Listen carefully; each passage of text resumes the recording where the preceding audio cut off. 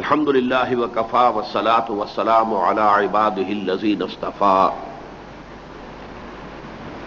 خصوصا علی افضلهم وخاتم النبیین محمد الامین وعلی آلہ وصحبہ اجمعین. اما بعد فقد قال اللہ تبارک وتعالی کما ورد فی سورۃ الشورى اعوذ باللہ من الشیطان الرجیم بسم اللہ الرحمن الرحیم. شرع لكم من الدين ما وصى به نوحا والذي أوحينا إليك وما وصينا به إبراهيم وموسى وعيسى أن أقيموا الدين ولا تتفرقوا فيه إلى قوله تعالى فلذلك فادع واستقم كما أمرت ولا تتبع أهواءهم وَقُلْ آمَنْتُ بِمَا أَنزَلَ اللَّهُ مِنْ كِتَابٍ وَأُمِرْتُ لِأَعْدِلَ بَيْنَكُمْ اللَّهُ رَبُّنَا وَرَبُّكُمْ لَنَا أَعْمَالُنَا وَلَكُمْ أَعْمَالُكُمْ لَا حُجَّةَ بَيْنَنَا وَبَيْنَكُمْ اللَّهُ يَجْمَعُ بَيْنَنَا وَإِلَيْهِ الْمَصِيرُ. صدق اللہ العظیم. رب اشرح لي صدري ويسر لي امري واحلل عقدة من لساني يفقهوا قولي. اللهم ربنا الهمنا رشدنا واعذنا من شرور انفسنا. اللهم ارنا الحق حقا وارزقنا اتباعه وارنا الباطل باطلا وارزقنا اجتنابه. اللهم آنس وحشتنا في قبورنا وارحمنا بالقرآن العظيم. اللهم ارحمنا بالقرآن العظيم واجعله لنا إماما ونورا وهدى ورحمة. اللهم ذكرنا منه ما نسينا وعلمنا منه ما جهلنا وارزقنا تلاوته آناء الليل وآناء النهار واجعله لنا حجة يا رب العالمين آمين. معزز حاضرین اور محترم خواتین، السلام علیکم ورحمۃ اللہ وبرکاتہ. یہ بات کئی حوالوں سے اس سے پہلے بھی میں عرض کر چکا ہوں، لیکن آج بھی تمہیداً اس کا عرض کرنا مناسب ہے کہ میری زندگی کے تقریباً 50 برس تعلیم و تعلم قرآن میں بسر ہوئے ہیں. سن 1951 میں جبکہ میں میڈیکل کا اسٹوڈنٹ تھا اور جمعیت طلباء کا رکن بھی تھا اور medical college king Edward medical college کی شاخ کا ناظم بھی تھا، اس زمانے سے میرے درس قرآن کا سلسلہ شروع ہوا. جمعیت میں، پھر جماعت میں، پھر اپنے طور پر 1965 کے بعد سے جب پھر میں منتقل ہوا ہوں، دوبارہ لاہور آیا ہوں، تو اس کے بعد تو اکثر و بیشتر میرا وقت اور میری صلاحیتیں اور میری قوتیں اسی کام میں لگی. گویا کہ یہ نصف صدی کا قصہ ہے، 2-4 برس کی بات نہیں. اس دوران میں طویل اور مختصر دروس قرآن کی لا تعداد نشستوں سے خطاب کیا ہے. ایک بار پورے قرآن حکیم کا درس ابتدا سے اختتام تک پہلے دیا تھا اور اب دوبارہ اس کا سلسلہ جاری ہے. کم سے کم 10 مرتبہ پورے قرآن حکیم کے ترجمے کا دورہ مختصر تشریح کے ساتھ رمضان مبارک میں تراویح کی نماز کے ساتھ کر چکا ہوں. پھر قرآنی درسگاہیں اور قرآنی تربیت گاہیں اور قرآنی کانفرنسیں، یہ تو یوں سمجھیے کہ اب ان کی کوئی تاریخ مرتب کرنا ممکن نہیں ہے. بہرحال یہ جو تعلیم و تعلم قرآن کا معاملہ تھا، اس پر مستزاد اللہ تعالی نے توفیق دی کہ ایک تحریک اور دعوت اور تنظیم کی بنیاد بھی رکھی جائے. یہ صرف ایک اکیڈمک معاملہ نہ ہو، پڑھنا پڑھانا علم کا حصول بس نہیں، بلکہ اس کے جو عملی تقاضے ہیں ان کو پورا کرنے کی کوشش کی جائے. تنظیم اسلامی کا قیام 1975 میں عمل میں آیا. گویا کہ ربع صدی اب اس پر بھی بیت چکی ہے. اس پورے عرصے کے دوران اور میری یہ تنظیم اور تحریک اور دعوت، ان سب کا مرکز و محور اور میرا اوڑھنا بچھونا جو ہے وہ نصف صدی سے قرآن حکیم ہے. البتہ لگ بھگ 20 برس سے سیرت النبی علیہ صاحب صلاۃ وسلام بھی میری غور و فکر کا، سوچ بچار کا اور میرے مطالعے کا ایک موضوع رہا ہے۔ میں نے اپنے اس پورے عرصے کے دوران قرآن حکیم کی دعوت اور اس کے فکر اور اس کے فلسفے کے جن مختلف پہلوؤں کو بیان کیا ہے، ان میں سے علیحدہ علیحدہ ہر پہلو، ہر زاویے پر بڑی مفصل تقاریر، مفصل دروس موجود ہیں، آڈیوز میں ہیں، ویڈیوز میں ہیں۔ اب تو بہت کچھ ان میں سے تحریری شکل میں بھی آ چکا ہے، کتابی شکل میں بھی شائع ہو چکا ہے۔ اصل میں آج میں جو چاہ رہا ہوں اس نشست میں، جس کے لیے کہ خصوصی ہم نے اہتمام کیا اس کی اطلاع دینے کا، پیش نظر یہ ہے کہ چیزیں جب مختلف موضوعات کے حوالے سے گفتگو ہوتی ہے تو ہر چیز کی تفصیل میں آدمی کافی دور تک نکل جاتا ہے۔ آج میری کوشش یہ ہے کہ اختصار کے ساتھ اپنے پورے قرآنی فکر کا خلاصہ آپ کے سامنے رکھوں، اور اس کو میں نے 4 زاویوں میں تقسیم کیا ہے۔ لیکن یہ چاروں زاویے جو ہیں زاویہ قائمہ ہیں، رائٹ اینگلز، اور آپ کو معلوم ہے کہ جب 2 زاویہ قائمیاں جڑ جائیں آپس میں تو پھر ایک وہ مکمل لائن بن جاتی ہے، 180 درجے کا زاویہ، اور اگر 4 ہو جائیں تو پھر وہ سرکل مکمل ہو جاتا ہے۔ تو میرے قرآنی فکر کا گویا کہ مکمل دائرہ آپ کے سامنے انشاءاللہ آج اختصار کے ساتھ، ہر معاملے میں ظاہر بات ہے کہ مجھے اختصار سے کام لینا پڑے گا، اس لیے کہ ایک محدود وقت میں میں ان تمام گوشوں کو چاہتا ہوں کہ آپ کے سامنے لے آؤں میں ایک وقت۔ دیکھیے، سب سے پہلا گوشہ کہہ لیجئے، زاویہ کہہ لیجئے، وہ ہے خالص انفرادی سطح پر معاملہ۔ خالص انفرادی سطح پر انسان کا اصل مسئلہ کیا ہے؟ از روئے اسلام و ایمان،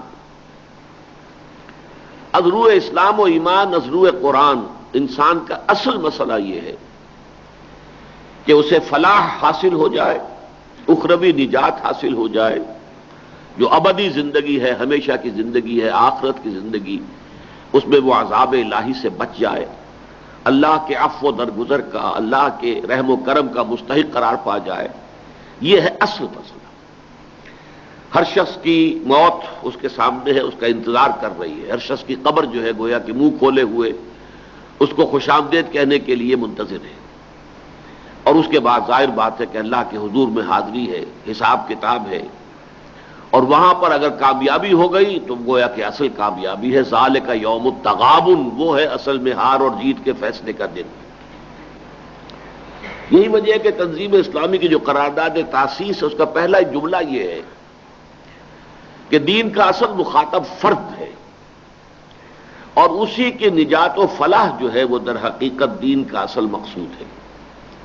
تو میں بھی سب سے پہلے یہ خالص انفرادی سطح پر دنیا کدھر جا رہی ہے، امت مسلمہ کس حال میں ہے، ہمارا وطن کس حال میں ہے، ہماری قوم کس کیفیت میں ہے، ان سے علیحدہ ہو جائیے بالکل، اس لیے کہ آخرت میں معاملہ نفسی نفسی کا ہوگا۔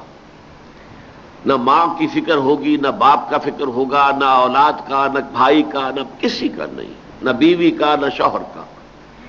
یوم یفر المرء من اخیہ وامہ وابیہ وصاحبتہ وبنیہ لکل امرئ یومئذ شأن یغنیہ، ہر ایک کے لیے جو ہے وہ اپنی جان کی پڑی ہوگی اور کوئی کسی کی خبر لینے والا نہیں ہوگا۔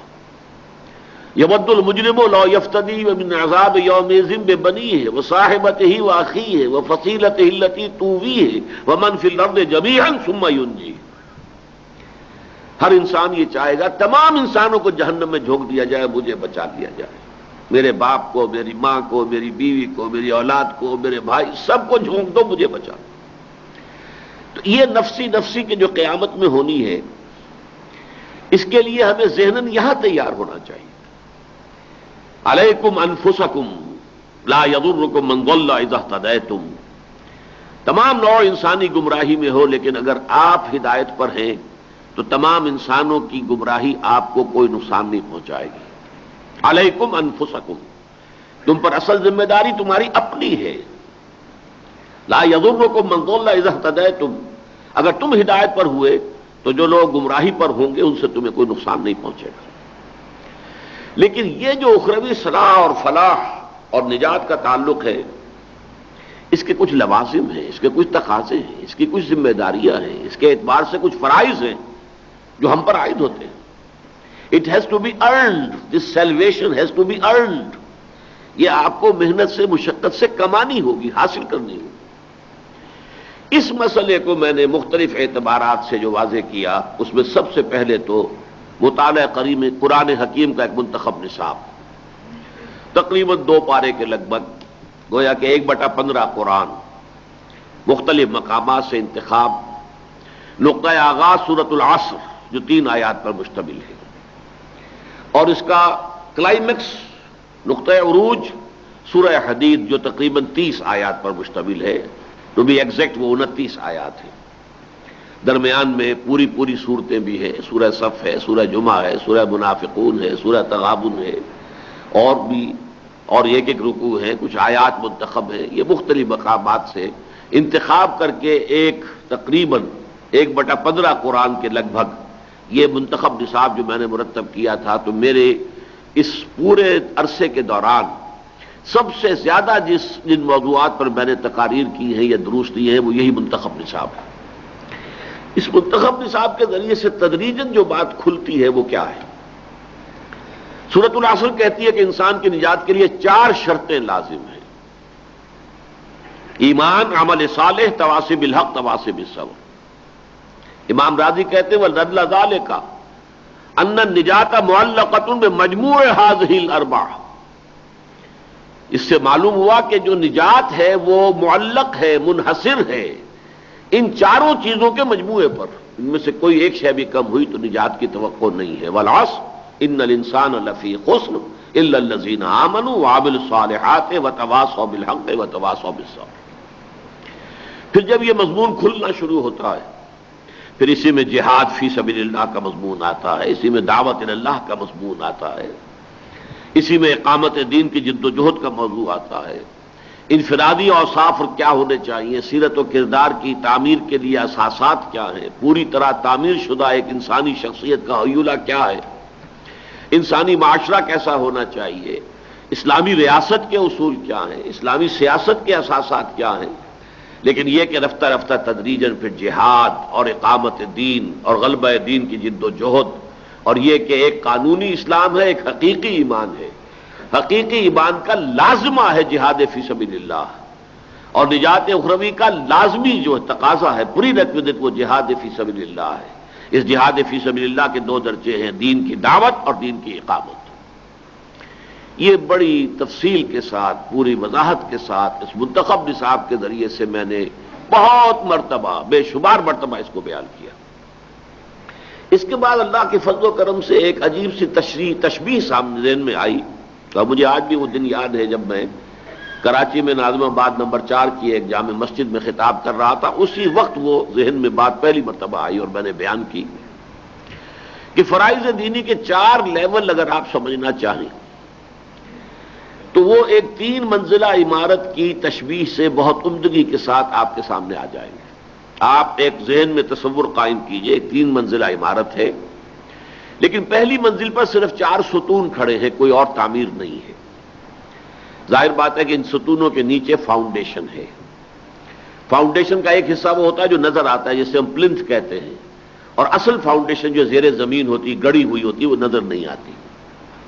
ان 4 ستونوں پر پہلی چھت آئی. اس کے بعد بھی اصل میں اگرچہ تعمیر ستونوں ہی پر چلے گی تو ستونوں ہی سے بات آگے چلتی ہے، لیکن آگے چونکہ تعمیر ہو گئی، دیواریں بن گئی، ستون نظر نہیں آ رہے، لیکن آگے بھی معاملہ ستونوں پر ہی ہے. پھر دوسری چھت آ گئی، اسی طرح پھر تیسری چھت آ گئی. تو 3 منزلہ عمارتیں، 3 چھتیں ہیں، اور نیچے 4 ستون ہیں، اور ستونوں کے نیچے فاؤنڈیشن ہے. فاؤنڈیشن کے بھی 2 حصے ہیں، ایک ویزیبل ہے جو نظر آتا ہے پلنتھ، اور ایک اس کا اصل حصہ، اصل فاؤنڈیشن ہے کہ جو زیر زمین ہے، نظر نہیں آتا. اب یہ جو فاؤنڈیشن کا جو پلنتھ نظر آ رہا ہے یہ ہے ایمان باللسان، اقرار باللسان، اشہد ان لا الہ الا اللہ واشہد ان محمد رسول اللہ. اور جو فاؤنڈیشن نیچے ہے یہ ہے اصل ایمان، تصدیق بالقلب. جیسے تصدیق بالقلب نظر نہیں آ سکتی، لیکن حقیقی ایمان تو تصدیق بالقلب ہے. اسی طریقے سے یہ فاؤنڈیشن نظر نہیں آتی، لیکن معلوم ہے کہ عمارت کی مضبوطی کا سارا دار و مدار تو اسی پر ہے۔ پھر جو 4 ستون کھڑے ہیں، یہ 4 جو ہیں موڈز آف ورشپ ہیں، عبادات ہیں جو ہم پر فرض کی گئی، نماز، روزہ، حج، زکوٰۃ۔ پھر پہلی چھت جو آ گئی یہ ہے اپنی انفرادی زندگی میں اللہ کے احکام کی کامل اطاعت۔ اس کے لیے پہلا لفظ ہے اسلام، ٹو سرنڈر، گردن نہادن۔ آدمی جو ہے اگر کہیں کسی سے لڑائی ہو رہی تھی اور اچانک آپ نے فیصلہ کیا، آپ نے ہتھیار رکھ دیا، بھائی میں نے آئی سرنڈر، بات ختم ہو گئی۔ اسلام کی معنی سرنڈر۔ پھر اطاعت، اطاعت کا لفظ بنا تو سے، دلی آمادگی کے ساتھ اطاعت کرنا اللہ کی۔ تقوی، اللہ کی نافرمانی سے بچنا۔ عبادت، پوری زندگی میں ہمہ تن ہمہ وقت اللہ کی بندگی، اس کی محبت کے جذبے سے سرشار ہو کر، یہ پہلی چھت ہے۔ لیکن یہ اطاعت اور یہ عبادت پوری زندگی میں مطلوب ہے، یہ جزوی نہیں ہو سکتی۔ جزوی اطاعت پر بڑی سخت وعید قرآن کی آئی ہے، آیت نمبر 85 سورہ بقرہ کی، لیکن میں اس وقت اس کی تفصیل میں نہیں جاؤں گا۔ اب اس کے بعد پھر وہ ستون اوپر گئے، دیواروں میں نظر نہیں آ رہے، دوسری چھت آ گئی۔ یہ ہے دوسری چھت کہ اب اسی ایمان کی اور اسلام کی دعوت دو لوگوں کو، اسی کی طرف بلاؤ۔ اس کے لیے ایک لفظ ہے تبلیغ، اللہ کا پیغام پہنچاؤ۔ تبلیغ کے لیے آپ کو ذرا جانا پڑے گا کسی کے پاس، to reach out to someone, تبلیغ، کسی کو کوئی بات پہنچانا۔ دوسرا لفظ ہے دعوت، اب اسے کھینچ کر لے آنا ہے اللہ کے دین کی طرف، یہ دعوت ہے۔ تو تبلیغ اور دعوت ایک ہی عمل کے 2 پہلو ہیں۔ آپ نے بات کو پہنچایا، یہ تبلیغ ہے، اسے کھینچ کر لے آئے، یہ دعوت ہے۔ پھر اسی کے لیے امر بالمعروف نہی عن المنکر، ہر بھلائی کا حکم دینا، ہر برائی سے روکنا، اور اس کی جامع ترین اصطلاح شہادت علی الناس۔ یہ دعوت، یہ تبلیغ، یہ امر بالمعروف، یہ نہی عن المنکر اس درجے تک ہو کہ لوگوں پر حجت قائم ہو جائے۔ یہ نہیں کہ بس سرسری طور پر کہہ دیا تو بس حق ادا ہو گیا۔ جیسے کہ اللہ کے رسول جو ہے اپنی جانیں ہلکان کرتے رہے، چاہے لوگ سن رہے ہیں یا نہیں سن رہے، مان رہے ہیں یا نہیں مان رہے، 950 برس تک حضرت نوح جو ہے کیے چلے جا رہے ہیں دعوت اپنی۔ تو اس اعتبار سے اتمام حجت کی حد تک شہادت علی الناس کا مطلب ہے ان پر حجت قائم کر دینا، گواہی دے دینا۔ اس کے بعد پھر وہ 3-4 ستون اوپر جا رہے ہیں، چوتھی چھت آئی ہے، یہ ہے دین کو قائم کرنا۔ ایک ہے دین کی تبلیغ، دعوت، ایک ہے دین کو قائم کرنا، عمارت بنانا۔ اس کے لیے اصطلاحات ہیں تکبیر رب، وربک فکبر، اپنے رب کی کبریائی کا اعلان کرو، اسے بڑا مانا جائے، ہر اعتبار سے اس کا حکم فائنل ہو۔ ان اقیم الدین، ابھی میں نے جو آیات پڑھی تھی سورہ شورى کی، دین کو قائم کرو، قائم ہے تو قائم رکھو، اور قائم نہیں ہے تو قائم کرو۔ پھر اسی میں ہے لِيُظْهِرَهُ عَلَى الدِّينِ كُلِّهِ، تاکہ دین کو غالب کرے۔ اس کے لیے ہم نے محمد کو بھیجا صلی اللہ علیہ وسلم، اور اسی کے لیے جہاد کی کال ہے، پکارا جا رہا ہے کہ اہل ایمان، ایمان کے مدعی ہو، اگر تم چاہتے ہو جہنم سے چھٹکارا پانا تو لازماً یقین والا ایمان حاصل کرو اور جہاد کرو اللہ کی راہ میں۔ یہ سورہ صف کی 2 آیات کا مفہوم میں نے آپ کے سامنے رکھا۔ اسی کے لیے پھر ایک لفظ ہے لِيَكُونَ الدِّينُ كُلُّهُ لِلَّهِ، دین، پورا نظام زندگی پورا کا پورا اللہ کے حکم کے تابع ہو جائے۔ حدیث میں اسی کے لیے لفظ آیا ہے لِتَكُونَ كَلِمَةُ اللَّهِ هِيَ الْعُلْيَا، تمہارا جہاد جاری رہنا چاہیے یہاں تک کہ اللہ کا کلمہ سب سے اونچا ہو جائے، سب سے اونچا بلند اللہ کی بات ہو۔ یہ مختلف اصطلاحات ہیں۔ تو یہ 4 لیول ہوئے، ان میں سب سے پہلا لیول میں بھول گیا، معاف کیجئے گا، کہ آپ اگر ہم پلنتھ لیول پر کھڑے ہیں تو سب سے پہلے یا ایھا الذین آمنوا آمنوا باللہ ورسولہ والکتاب الذی نزل علی رسولہ والکتاب الذی انزل من قبل، اے ایمان والو، ایمان لاؤ اللہ پر اور اس کے رسول پر۔ کیا مانی؟ یہ ایمان اقرار باللسان کی حد تک تو تمہیں حاصل ہے، یقین قلبی والا ایمان حاصل کرو۔ گویا کہ پہلا مرحلہ کیا ہے؟ یقین قلبی والا ایمان حاصل کرنا۔ دوسرا لیول کیا ہے؟ اپنی زندگی میں اللہ کی کامل اطاعت اور عبادت۔ تیسرا مرحلہ اللہ کے دین کی دعوت اور تبلیغ، نشر و اشاعت۔ چوتھا مرحلہ اللہ کے دین کو قائم کرنا بالفعل، ایک نظام زندگی کی حیثیت سے۔ یہ 4 لیول ہیں۔ ان چاروں کے لیے جو جد و جہد ہوگی، جو کوشش ہوگی، جو وقت لگے گا، جو سرمایہ لگے گا، جو وسائل و ذرائع صرف ہوں گے، ان سب کا نام ہے جہاد فی سبیل اللہ باموالکم وانفسکم، اپنی جانوں اور مالوں کے ساتھ اللہ کی راہ میں جہاد کرنا۔ اس میں ابتدائی جہاد جو ہے اس کے لیے ہتھیار ایک ہی ہے، اور وہ قرآن ہے۔ ایمان حاصل کرو گے تو قرآن سے، تزکیہ نفس حاصل کرو گے تو قرآن سے، دعوت دو گے تو قرآن کے ذریعے سے۔ گویا کہ پہلے 3 لیولز جو ہیں وہ سارے کے سارے در حقیقت قرآن مجید کے گرد ہیں۔ اعلیٰ کیا ہے؟ قرآن ہے۔ اتر کر حرا سے سوئے قوم آیا اور ایک نسخہ کیمیا ساتھ لایا۔ البتہ آخری مرحلے پر جا کر طاقت کا استعمال بھی ناگزیر ہے۔ نظام قائم نہیں ہوتا طاقت کے استعمال کے بغیر، نظام قائم نہیں ہوتا جانے دیے بغیر، نظام قائم نہیں ہوتا خون دیے بغیر، ناممکن ہے۔ خود حضور صلی اللہ علیہ وسلم نے پھر دین کی اقامت کی اس جد و جہد کے اس مرحلے میں جانیں دی ہیں، کئی 100 صحابہ کی جانیں پیش کی گئی ہیں۔ خود حضور جو ہے مجروح ہوئے ہیں، آپ کا خون گرا ہے 2 مرتبہ، دامن احد میں بھی خون کا فوارہ چھوٹا ہے آپ کا، اور یہ کہ طائف کی گلیوں میں بھی اس کی مٹی میں خون جو ہے جذب ہوا ہے محمد الرسول اللہ صلی اللہ علیہ وسلم کا۔ تو آخری مرحلے پر پھر وہ جہاد بالسیف، قتال فی سبیل اللہ کا مرحلہ بھی آ سکتا ہے، لیکن یہ کہ اس سے پہلے یہ جہاد بالقرآن ہے۔ فلا تطع الکافرین وجاہدہم بہ جہادا کبیرا، اے نبی آپ لوگوں کی ان کافروں کی باتیں نہ مانیے اور ان کے خلاف جہاد عظیم کرتے جائیے اس قرآن کے ذریعے سے، جہاد بالقرآن۔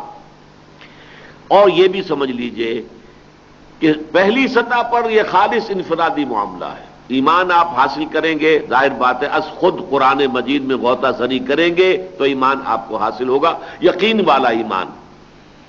اس کے بعد جو ہے وہ بھی انفرادی معاملہ ہے، اللہ کی بندگی کرنی ہے، اطاعت کرنی ہے، وہ انفرادی ہے۔ لیکن اگر آپ کو ایسا ماحول میسر آ جائے جس میں بہت سے لوگ کوشش کر رہے ہوں اللہ کے دین کی اطاعت کرنے کی، تو سہولت ہو جائے گی۔ کونوا مع الصادقین، اس قسم کی جمعیت اگر ہو آپ کے آس پاس، آپ کی صحبت ایسے لوگوں کو کی صحبت آپ کو میسر ہو تو آسانی ہو جائے گی۔ پھر دعوت دین کے لیے فرد بھی کام کر سکتا ہے، ادارے بھی قائم ہو سکتے ہیں، دارالعلوم قائم ہو سکتے ہیں، پبلشنگ ہاؤسز قائم ہو سکتے ہیں، مختلف ذرائع ابلاغ کے استعمال کے لیے جو بھی ذرائع ممکن ہیں ان کے لیے منظم شکلیں ہو سکتی ہیں۔ لیکن آخری لیول کے لیے جماعت بھی سمع و طاعت والی جماعت، اس کے لیے جو ہجرت اور جہاد درکار ہے آخری مرحلے کے لیے، اقامت دین کے لیے، دین کے عمل القیام کے لیے، اللہ کے دین کے غلبے کے لیے، وہاں اس جماعت کی ضرورت ہے جس کے لیے حضرت حارث اشعری رضی اللہ تعالیٰ عنہ کی روایت کے مطابق حضور نے فرمایا انی آمرکم بخمس اللہ امرنی بہن بالجماعت والسمع والطاعت والہجرت والجہاد فی سبیل اللہ، رواہ الامام الترمذی و امام احمد رحمہم اللہ۔ امام ترمذی بھی لائے ہیں اسے اپنی جامع میں، اور امام احمد مسند احمد ابن حنبل میں بھی یہ حدیث موجود ہے۔ یہ ہے اس 3 منزلہ عمارت کے حوالے سے فرائض دینی کا ایک جامع تصور جو الحمدللہ میں نے اور پھر میرے بہت سے ساتھیوں نے اس کو بہت عمدگی کے ساتھ بے شمار مقامات پر بیان کیا ہے، اور یہ ہمیں ہر جگہ یہ رد عمل ملا ہے، لوگوں کا جو فیڈ بیک ملا کہ واقعتاً یہ بہترین تشبیہ ہے دین کے تقاضے اور دینی فرائض کی ادائیگی کو سمجھنے کے لیے۔ ان کا کیا لیولز ہیں مختلف، ان میں کیا اول ہے، کیا دوم ہے، کیا سوم ہے، پھر یہ کہ ان کے آپس میں کیا ربط و تعلق ہے، تو یہ 3 منزلہ عمارت کی تشبیہ سے یہ بات بہت خوبصورتی سے واضح ہو جاتی ہے۔ پھر میں نے اسے اور ایک مثال سے بھی واضح کیا، ایک مثلث کو سامنے رکھیے۔ مثلث کا ایک قاعدہ ہے، نیچے 2 پھر اس کے یہ سائڈز جو جاتے ہیں اضلاع، اور اوپر جا کر جو ہے وہ ایپکس جو بھی ہے اس کے اوپر جا کر ہی مل جاتے ہیں۔ قاعدہ کیا ہے؟ لا الہ الا اللہ محمد الرسول اللہ۔ ایک طرف لا الہ الا اللہ لکھ دیجئے اس قاعدے کے ایک طرف ایک کونے پر، اور محمد الرسول اللہ دوسرے کونے پہ لکھ دیجئے۔ اب لا الہ الا اللہ کا تقاضا کیا ہے؟ عبادت، اللہ کی بندگی، اللہ کی اطاعت۔ وما خلقت الجن والانس الا لیعبدون۔ محمد الرسول اللہ کا تقاضا کیا ہے؟ کہ جو فرض منصبی محمد الرسول اللہ پر اللہ کی طرف سے عائد ہوا ہے، اگر تم نے یہ کہا ہے کہ میں امتی ہوں محمد کا، تو اس فرض منصبی کی ادائیگی میں ان کے ساتھ شریک ہونا، اسی دعوت میں، اسی تبلیغ میں، اسی شہادت علی الناس میں اپنا تن من دھن لگانا، یہ تقاضا ہے ایمان بالرسالت کا۔ فالذین آمنوا بہ وعزروہ ونصروہ واتبعوا النور الذی انزل معہ اولئک هم المفلحون۔ اب دوسری طرف دیکھیے، یہ عبادت ناقص رہے گی، انسان کی بندگی ناقص ہے جب تک کہ اقامت دین کا مرحلہ طے نہ ہو جائے، ورنہ کیا ہوگا؟ انفرادی زندگی میں تو آپ اللہ کے احکام مان رہے ہیں، اجتماعی زندگی میں تو اللہ کے احکام ہے ہی نہیں، تو آپ کی زندگی کا جو حصہ اجتماعی نظام کے تحت ہے وہ عبادت سے خارج ہے، اس میں تو آپ کسی اور کا قانون مان رہے ہیں، کسی اور کے نظام کے تحت زندگی گزار رہے ہیں۔ عبادت بھی مکمل نہیں ہو سکتی جب تک کہ دین قائم نہ ہو، اور شہادت علی الناس بھی نہیں ہو سکتی کامل طور پر جب تک کہ آپ دین کا ایک نظام قائم کر کے دنیا کو نہ دکھا دیں کہ آؤ دیکھو یہ ہے دین، اس کا ایک عملی نمونہ جب تک پیش نہیں کر دیتے۔ وہ کہیں گے نظری باتیں ہیں، بڑی اچھی اچھی باتیں آدمی کہہ سکتے، بھائی کر کے دکھاؤ نا، کر کے دکھانا اور ہوتا ہے اور صرف یہ کہ واعظ کہنا اور ہوتا ہے۔ تو آپ بہت اچھا نظام پیش کر سکتے ہیں کتابوں کے اندر، لیکن کر کے دکھاؤ، قائم کرو۔ جب تک کہ آپ حجت قائم نہ کر دیں اس نظام کو قائم کر کے، تو اقامت دین پر جا کر یہ مثلث کے یہ دونوں اضلاع ہیں جڑ جاتے ہیں۔ عبادت رب بھی مکمل ہوگی جبکہ اقامت دین ہو جائے، اور شہادت علی الناس بھی کامل ہوگی جبکہ اقامت دین ہو جائے۔ گویا کہ اس تسلیث، اس مثلث کے حوالے سے بھی ان تینوں چیزوں کا جو ایک دوسرے کے ساتھ ربط و تعلق ہے واضح ہو گیا۔ موسٹ ریسنٹلی میں نے اسے ایک اور طریقے پر سمجھایا ہے۔ اب یہ سب سے زیادہ یوں سمجھیے کہ ایک بات مفصل بھی آئی، پھر ذرا وہ 3 منزلہ عمارت کی شکل میں 4 لیول آئے، پھر مثلث کی شکل میں وہ 3 باتیں رہ گئیں، اب 2 باتیں ہیں۔ مجھے اور آپ کو اللہ نے پیدا کیا ہے کہ اس کی بندگی کریں۔ بندگی نام ہے اس کا کہ ہم اتن ہما وجوہ ہما وقت اللہ کی اطاعت ہو، ہر معاملے میں۔ جزوی ہوگی تو وہ اللہ کو قبول نہیں ہے۔ افتؤمنون ببعض الکتاب وتکفرون ببعض، میں وہ آیت سنا ہی دوں گا آپ کو جس کا پہلے بھی میں نے حوالہ دیا، آیت نمبر 85 سورہ بقرہ۔ کیا تم ہماری کتاب اور شریعت کے ایک حصے کو مانتے اور ایک کو نہیں مانتے؟ فما جزاء من يفعل ذلك منكم الا خزي في الحیات الدنیا، تو جو کوئی بھی تم میں سے یہ طرز عمل اختیار کریں گے کہ دین کے صرف ایک حصے پر عمل پیرا ہو دوسرے حصے پر نہ ہو، ان کی سزا اس کے سوا کچھ نہیں کہ دنیا میں ذلیل و خوار کر دیے جائیں اور قیامت کے دن شدید ترین عذاب میں جھونک دیے جائیں۔ وَيَوْمَ الْقِيَامَةِ يُرَدُّونَ إِلَىٰ أَشَدِّ الْعَذَابِ وَمَا اللَّهُ بِغَافِلٍ عَمَّا تَعْمَلُونَ، اللہ جو ہے غافل نہیں ہے اس سے جو تم کر رہے ہو۔ اس تصور کو سامنے رکھیے، ہمتن بندگی۔ اب میں کیا کروں؟ میں اور آپ ایک ماحول میں رہ رہے ہیں جہاں قانون غیر اسلامی ہے، جہاں سودی کاروبار ہے، پوری معیشت کے اندر تانا بانا سود کا ہے۔ ہائی کورٹ ہے تو وہاں فیصلے اللہ کے قانون کے تحت تو نہیں ہو رہے، سپریم کورٹ میں فیصلے اللہ کے قانون کے مطابق تو نہیں ہو رہے، ہمارے سیشن جج فیصلے کر رہے ہیں اللہ کے قانون کے مطابق تو نہیں ہے، ہمارے تو آئلی قوانین بھی اللہ کے قانون کے مطابق نہیں رہے، ان کے اندر بھی دخل اندازی ہو گئی۔ اب کیا کروں؟ کہاں جاؤں؟ کس طرف جاؤں؟ کدھر دیکھوں؟ کسے آواز دوں؟ یہاں آپ کا کاروبار کو ڈھیلا پڑ گیا تو آپ امریکہ بھاگ گئے، آپ نے ویزا لے لیا، لیکن اس کام کے لیے کہاں جائیں گے؟ کس جگہ جائیں گے؟ کہاں جائیں؟ امریکہ جائیں تب اس سے بھی بری حالت ہے، کہیں اور جائیں اس سے بھی برا حال ہے۔ یہاں کم سے کم نام تو اسلام کا ہے، کم سے کم مساجد تو ہے، کم سے کم اذانیں تو سننے کو ملتی ہیں، وہاں جائیں گے تو کچھ بھی نہیں۔ اس حوالے سے ہمارا معاملہ کیا ہے کہ ہم اس وقت صرف جزوی عبادت کر سکتے ہیں، تو ہماری نجات کے لیے 2 چیزیں لازمی ہیں۔ ایک تو یہ کہ اللہ کے دین کے جن احکام پر ہم عمل کر سکتے ہوں، چاہے اس میں کتنی ہی مشکل آئے، تکلیف آئے، فاقے آ جائیں، لوگ جو ہیں وہ نفرت آپ سے کرنے لگیں، آپ کا سوشل بائیکاٹ ہو جائے، کچھ بھی ہو جائے، لیکن عمل کر سکتے ہیں، اس پر تو عمل لازماً کریں۔ باقی جس حصے پر آپ عمل نہیں کر سکتے جب تک کہ پورا نظام نہ بدلے، اس کا جو گناہ آپ کے اندر آ رہا ہے کہ آپ اس کی اطاعت نہیں کر پا رہے، سود کا بخار یا دخان یا غبار جو آپ کے اندر جا رہا ہے مسلسل، اس کا کفارہ یہ ہے کہ تن من دھن اپنی بہترین صلاحیتیں اللہ کے دین کے اس نظام کو قائم کرنے کے لیے صرف کرے، یہ کفارہ ہوگا۔ گویا کہ اب 2 الفاظ کے اندر بات پوری ہو گئی۔ اللہ کے شریعت کے جن احکام پر آپ عمل کر سکتے ہیں چاہے مشکل ہو، سودی لین دین چھوڑ سکتے ہیں آپ، لہٰذا یہ ہوگا کہ آپ نے اگر سود پر رقم لے کر ذرا کاروبار زیادہ بڑھایا ہوا ہے اس کو آپ چھوٹا کر لیں گے، ٹھیک ہے کوئی بات نہیں. سود پر رقم لے کر مکان بنایا تھا اس کو بیچ کر رقم واپس کیجئے اور کسی چھوٹے مکان میں یا کرائے کے مکان میں رہیے، ممکن ہے. پردہ اپنے گھر میں نافذ کیجئے، چاہے آپ کو دقیانوسی کہا جائے، آپ کا سوشل بائیکاٹ ہو جائے، کیا فرق پڑتا ہے اس سے؟ بدا الاسلام غریبا وسیعود کما بدا فطوبى للغرباء. حضور نے تو فرمایا تھا اسلام کا جب آغاز ہوا تو وہ اجنبی سی شے تھی، بعد میں جب اسلام کو غلبہ ہو گیا تو سبھی اس کے ساتھی بن گئے، لیکن بہت جلدی اسلام دوبارہ اجنبی ہو جائے گا. تو جو لوگ اسلام کی دور اجنبیت میں خود بھی اجنبی بن جائیں لیکن اس کے دامن سے وابستہ رہیں، ان کے لیے توبہ ہے، مبارکباد ہے، تہنیت ہے. اللہ تعالیٰ اللہم ربنا اجعلنا منہم، اللہ تعالیٰ ہمیں ان میں شامل ہونے کی توفیق عطا فرمائے. تو یہ ہے سب سے پہلا، سب سے زیادہ میرا وقت جو صرف ہوا ہے اسی تصور کو عام کرنے کے لیے.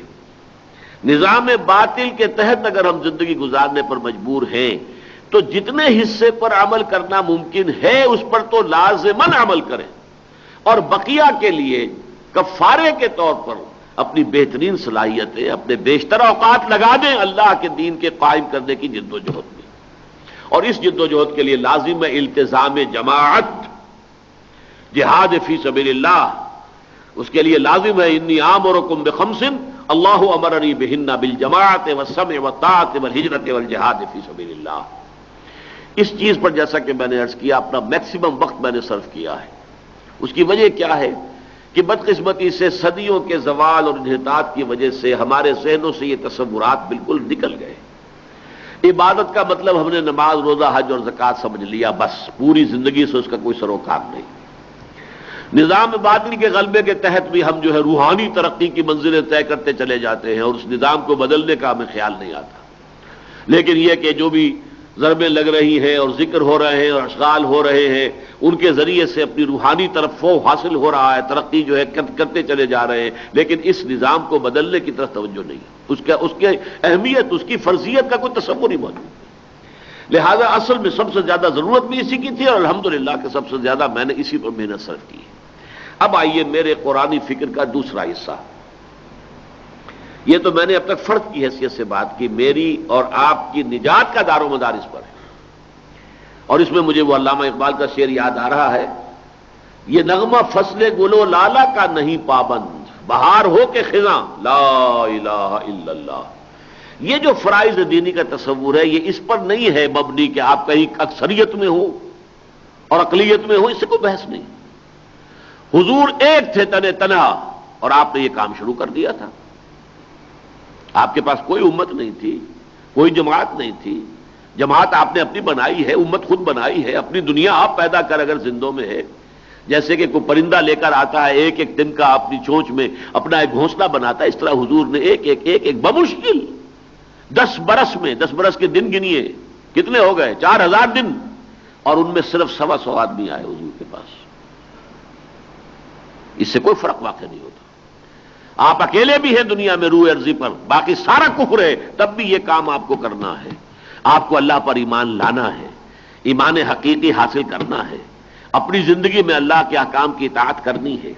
اور جن اجتماعی معاملات کے اندر نہیں کر سکتے اس کا کفارہ دینا ہے کہ اس اجتماعی نظام کو بدلنے کی کوشش کریں. کوشش کیا کریں گے؟ پہلے لوگوں کو ہم خیال بنائیے، قوت حاصل کیجئے. اگر مناسب لوگ مل جائیں، قوت حاصل ہو جائے، اس نظام کے ساتھ ٹکر بول لے کر اس نظام کو ختم کیجئے اور اللہ کے دین کو قائم کیجئے.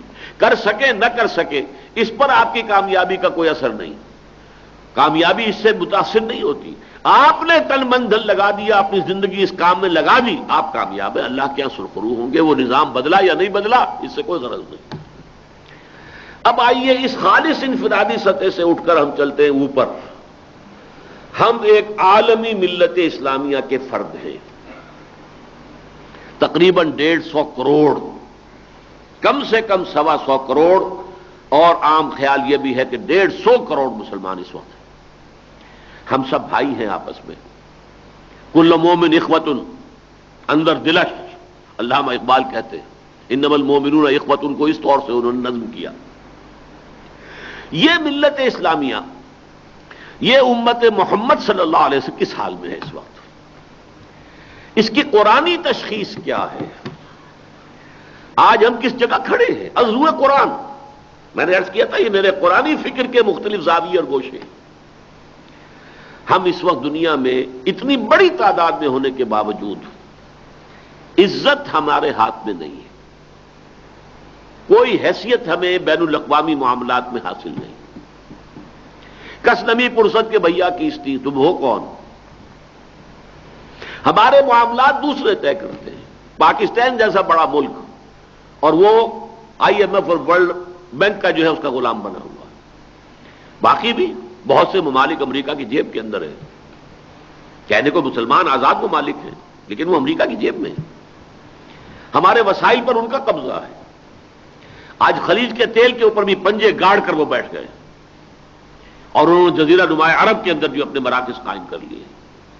حضور نے جو فرمایا تھا کہ نجد سے شیطان کا سینگ برآمد ہوگا، وہ شیطان کا سینگ جو ہے نصب ہو گیا نجد کے اندر آ کر، اور امریکن جو میزائل وہاں لگے ہوئے. یہ صورتحال ہماری دولت ان کا تسلط میں، جو بڑے بڑی دولت مند لوگ ہیں یا ملک ہیں، ان کی دولت بھی ہے کہاں؟ امریکی بینکوں میں ہے. ساری وہاں جمع ہے، جب چاہیں گے فریز کر دیں گے. ایرانین ریولوشن کے بعد شاہ کا سارا سرمایہ فریز کر دیا تھا کہ نہیں؟ تو چاہے شاہ فہد ہو اور چاہے وہ برونائی کے سلطان ہو، ان سب کا پیسہ ہے کہاں؟ ہے تو انہی کے پاس. پھر یہ کہ آپ کو معلوم ہے کہ عالمی معاملات میں کبھی G7 بیٹھے ہیں، کبھی G15 بیٹھے ہیں، لیکن کوئی مسلمان ملک نہ G7 میں نہ G15 میں، جسے اردو کے محاورے میں کہیں گے نہ 3 میں نہ 13 میں. کس نمی پرسد کے بھیا کی سے. پھر اس زمانے میں تو خاص طور پر دیکھیے، ٹھیک ہے پہلی 2 جنگوں میں بہت سے عیسائی مارے گئے، بہت سے عیسائی ممالک جو ہے اس کے اندر ان کے ایک یوں سمجھیے کہ بھرکس بنا ہے. لیکن اب جو پچھلی صدی ہے، نصف صدی، اس میں تو جہاں کہیں بھی قتل و غارت ہے صرف مسلمانوں کا ہے. وہ کشمیر ہے تو مسلمان، صومالیہ تھا تو مسلمان، بوسنی ہرزیگوینہ تھا تو مسلمان، کوسوو مسلمان، چچنیا مسلمان. برف گرتی ہے تو بیچارے مسلمانوں پر. یہ کیا ہو رہا ہے؟ اور پھر اس وقت فلسطین میں مسلمان. اور یہ حالت جو آج کل ہو رہی ہے اس کیفیت کے ساتھ ہو رہی ہے. میں یہ کہا کرتا ہوں کہ آج سے 500 برس پہلے جب ہسپانیہ میں یہی کچھ ہو رہا تھا، ایتھنک کلینزنگ پورے ہسپانیہ میں ہوئی ہے، تو اس وقت نہ اخبارات تھے نہ ٹیلی ویژن تھا. پوری دنیا میں مسلمانوں کو پتہ ہی نہیں چلا ہوگا کہ کیا ہو رہا ہے وہاں. آج تو آپ کی نگاہوں کے سامنے ہے. BBC پر دیکھتے رہیے جو کچھ ہو رہا ہے فلسطینیوں کے ساتھ. BBC پر ہم دیکھتے رہے جو کچھ کوسوو میں ہوا لوگوں کے ساتھ، جو کچھ چچنیا میں ہوا، جو برکس نکالا گیا ہے، جو گروزنی کی اینٹ سے اینٹ بجائی گئی ہے، پوری دنیا کے سامنے. اور ٹک ٹک دیدم دم نہ کشیدم. امت مسلمہ میں سے کسی ملک کے اندر یہ ہمت نہیں ہے کہ وہ کھڑا ہو جائے اور کوئی چیلنج دے کہ یہ معاملہ روکو ورنہ ہم جو ہے جنگ کے لیے تیار ہیں. عرب ممالک نے بھی ابھی OIC کا ہوا ہے تو کیا ہے؟ تعلقات منقطع کر لیں گے. اسرائیل کو آپ کے تعلقات سے غرض کیا ہے؟ کوئی دلچسپی نہیں اسے. سیاں بے کوتوال ہمیں ڈر کا ہے. ان کا سیاں امریکہ ہے. امریکہ پوری دنیا کی سول سپریم پاور ہے. تم ہو کون؟ تمہاری حیثیت کیا ہے؟ تعلقات منقطع کر لو تو تعلقات منقطع. لیکن اس سے آگے کچھ کہنے کی ہمت، کچھ کہنے کی جرات موجود نہیں. یہ در حقیقت کیا ہے؟ یہ قرآن مجید کی تشخیص میں یہ نقشہ ہے. ضربت علیہم الذلۃ والمسکنۃ وباؤوا بغضب من اللہ.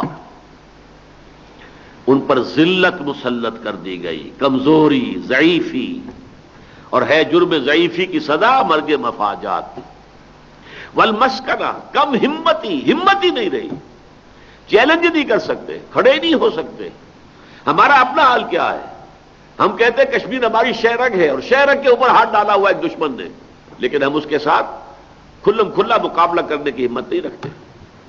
بس جی ہم تو صرف اخلاقی مدد دے رہے ہیں اور ہم تو صرف یہ کر رہے ہیں اور صرف ڈپلومیٹک مدد دے رہے ہیں.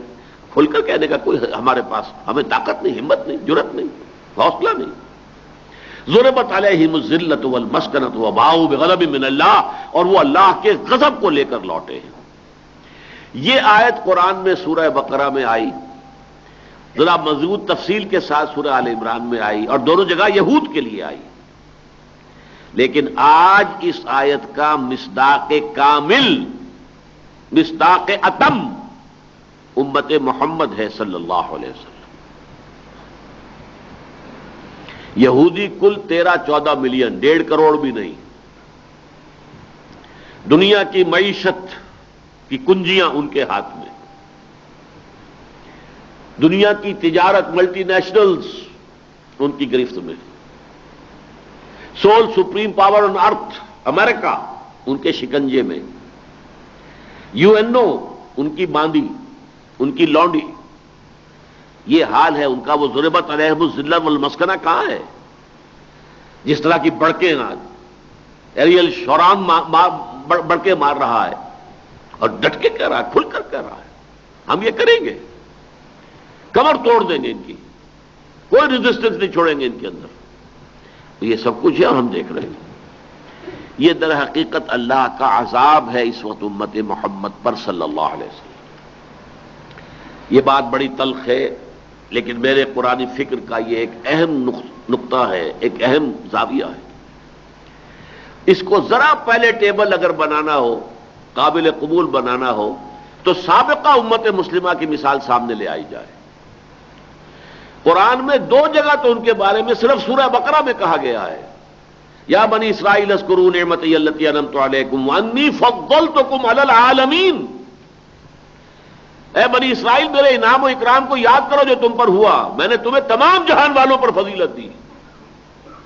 یہ قرآن کی آیت ہے، یہ تالمود کے الفاظ نہیں ہیں، یہ تورات کے الفاظ نہیں ہیں۔ 2 جگہ مزید کہا، فضلناکم اور فضلناہم علی العالمین۔ 4 جگہ قرآن میں ان کے بارے میں کہا گیا تمام جہان والوں پر تمہیں فضیلت دی، لیکن انہی کے بارے میں آ گیا ضربت علیہم الذلۃ والمسکنۃ وباؤوا بغضب من اللہ۔ ضربت علیہم الذلۃ اینما ثقفوا الا بحبل من اللہ وحبل من الناس وباؤوا بغضب من اللہ وضربت علیہم المسکنہ۔ کیوں؟ بظاہر تو بڑا تضاد ہے اس میں۔ تضاد کیسے ریزالو ہوگا؟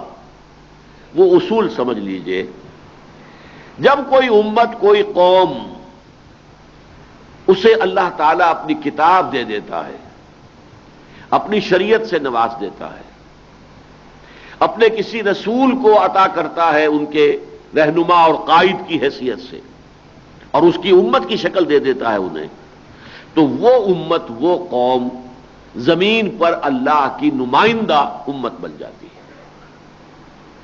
ریپرزینٹیٹو آف اللہ آن ارتھ۔ پہلے یہ امت موسیٰ تھی، بنی اسرائیل تھے، 1400 قبل مسیح میں انہیں تورات دی گئی، وہاں سے ان کی امت کی حیثیت سے تاریخ شروع ہوتی ہے۔ اس سے پہلے وہ صرف ایک قوم تھے، امت نہیں تھے۔ امت بنے ہیں جب تورات عطا ہوئی ہے 1400 قبل مسیح میں۔ اس وقت سے لے کر قرآن کے نزول تک 610 عیسوی میں آغاز ہوا ہے، 2000 برس تک بنی اسرائیل کو یہ پوزیشن حاصل تھی کہ وہ روئے ارضی پر اللہ کے نمائندے تھے۔ لیکن اگر ایسی کوئی قوم اپنی بدعملی اور بے عملی کے نتیجے میں اللہ کی غلط نمائندگی کرنے لگے، بجائے اس کے کہ اللہ کی شریعت پر عمل کرے، وہ اس شریعت کے خلاف عمل کرے، بجائے اس کے کہ اللہ نے جو کتاب دی تھی اسے اپنا امام بنائے، اسے وہ اپنی پیٹھ کے پیچھے پھینک دے۔ نبذ فریق من الذین اوتوا الکتاب کتاب اللہ وراء ظہورہم، اپنی پیٹھوں کے پیچھے پھینک دیا۔ تو اب یہ امت، میرے لفظ پر غور کیجئے گا، یہ امت کہنے کو امت مسلمہ ہوتی ہے، زوم میں یہ ہوتی ہے کہ ہم اللہ کے بڑے لاڈلے ہیں، بڑے چہیتے ہیں، ہم نبی کے ماننے والے ہیں، رسول کے ساتھ کے دامن سے وابستہ ہیں، یہ ہیں وہ ہیں، لیکن اللہ کی نگاہوں میں یہ کافروں سے بدتر ہوتے ہیں۔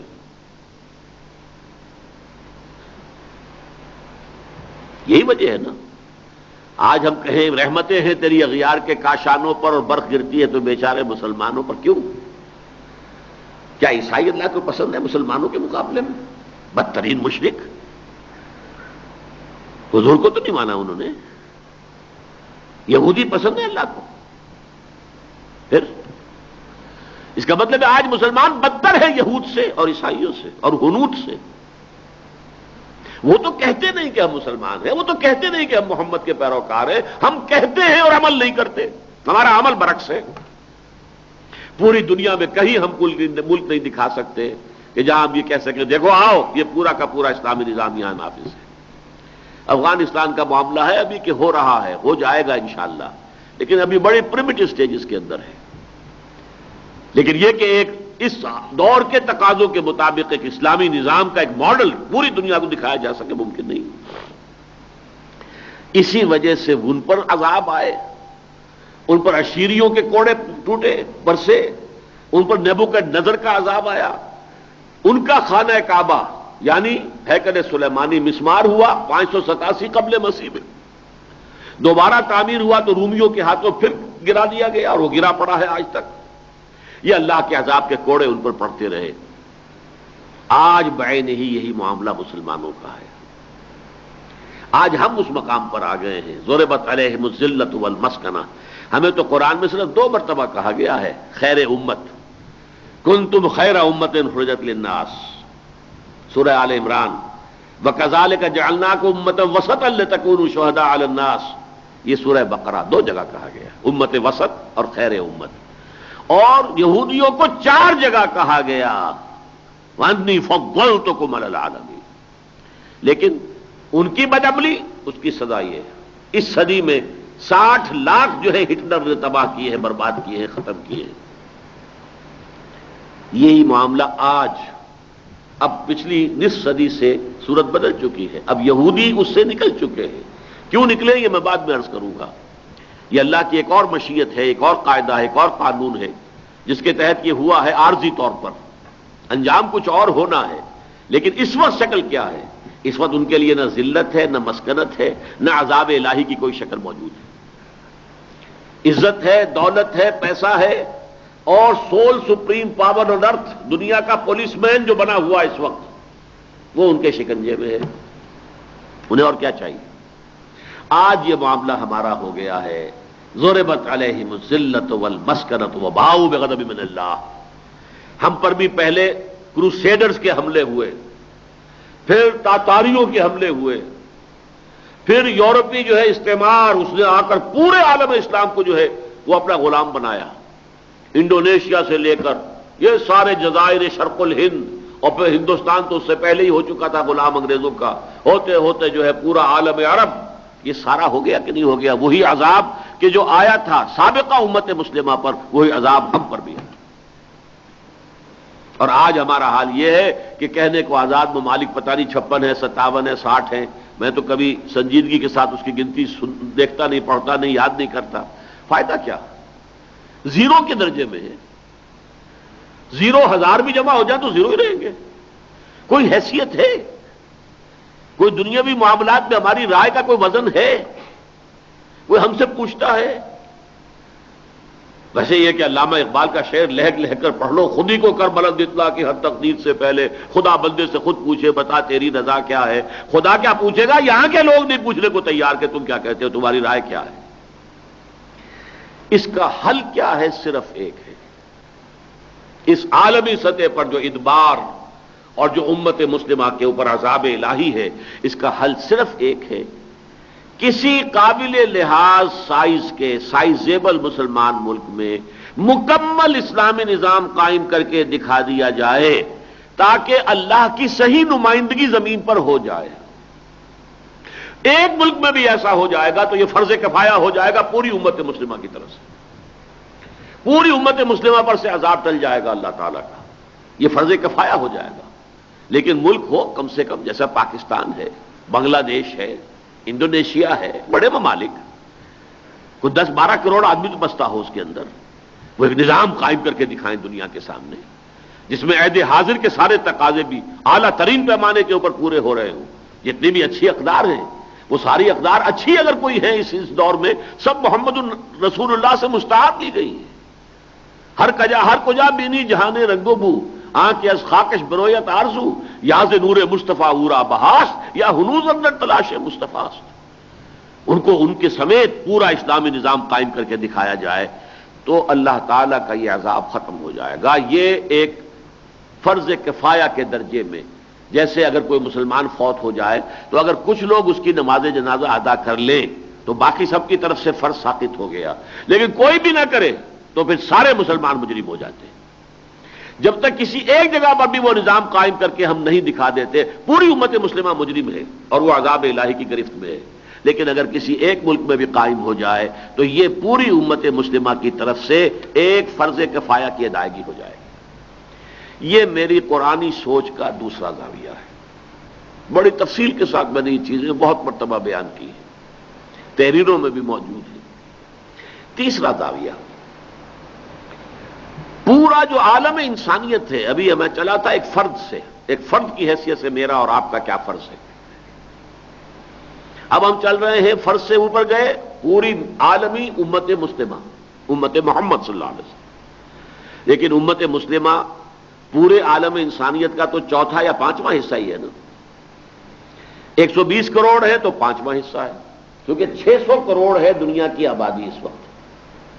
ابھی حال ہی میں بوسنیا میں جب جنگ جاری تھی، اس وقت یہ آیا تھا کہ آج کی تاریخ میں فلاں جگہ جو بچہ پیدا ہوا ہے تو وہ 6 ارب کی کا ہنسا مکمل ہو گیا ہے، یہ 600 ارب جمع ایک ہے یہ بچہ، یہ کہا گیا پورے اخبارات کے اندر۔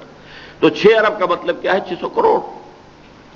600 کروڑ میں 120 کروڑ ہے تو پانچواں حصہ مسلمان ہو گئے دنیا کے، اور اگر 150 کروڑ ہے تو چوتھا حصہ مسلمان ہو گئے۔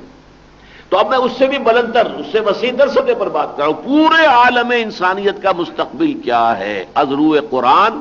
لیکن اس معاملے میں صرف قرآن نہیں بلکہ احادیث نبویہ کے حوالے سے بھی مجھے بات کرنی ہے۔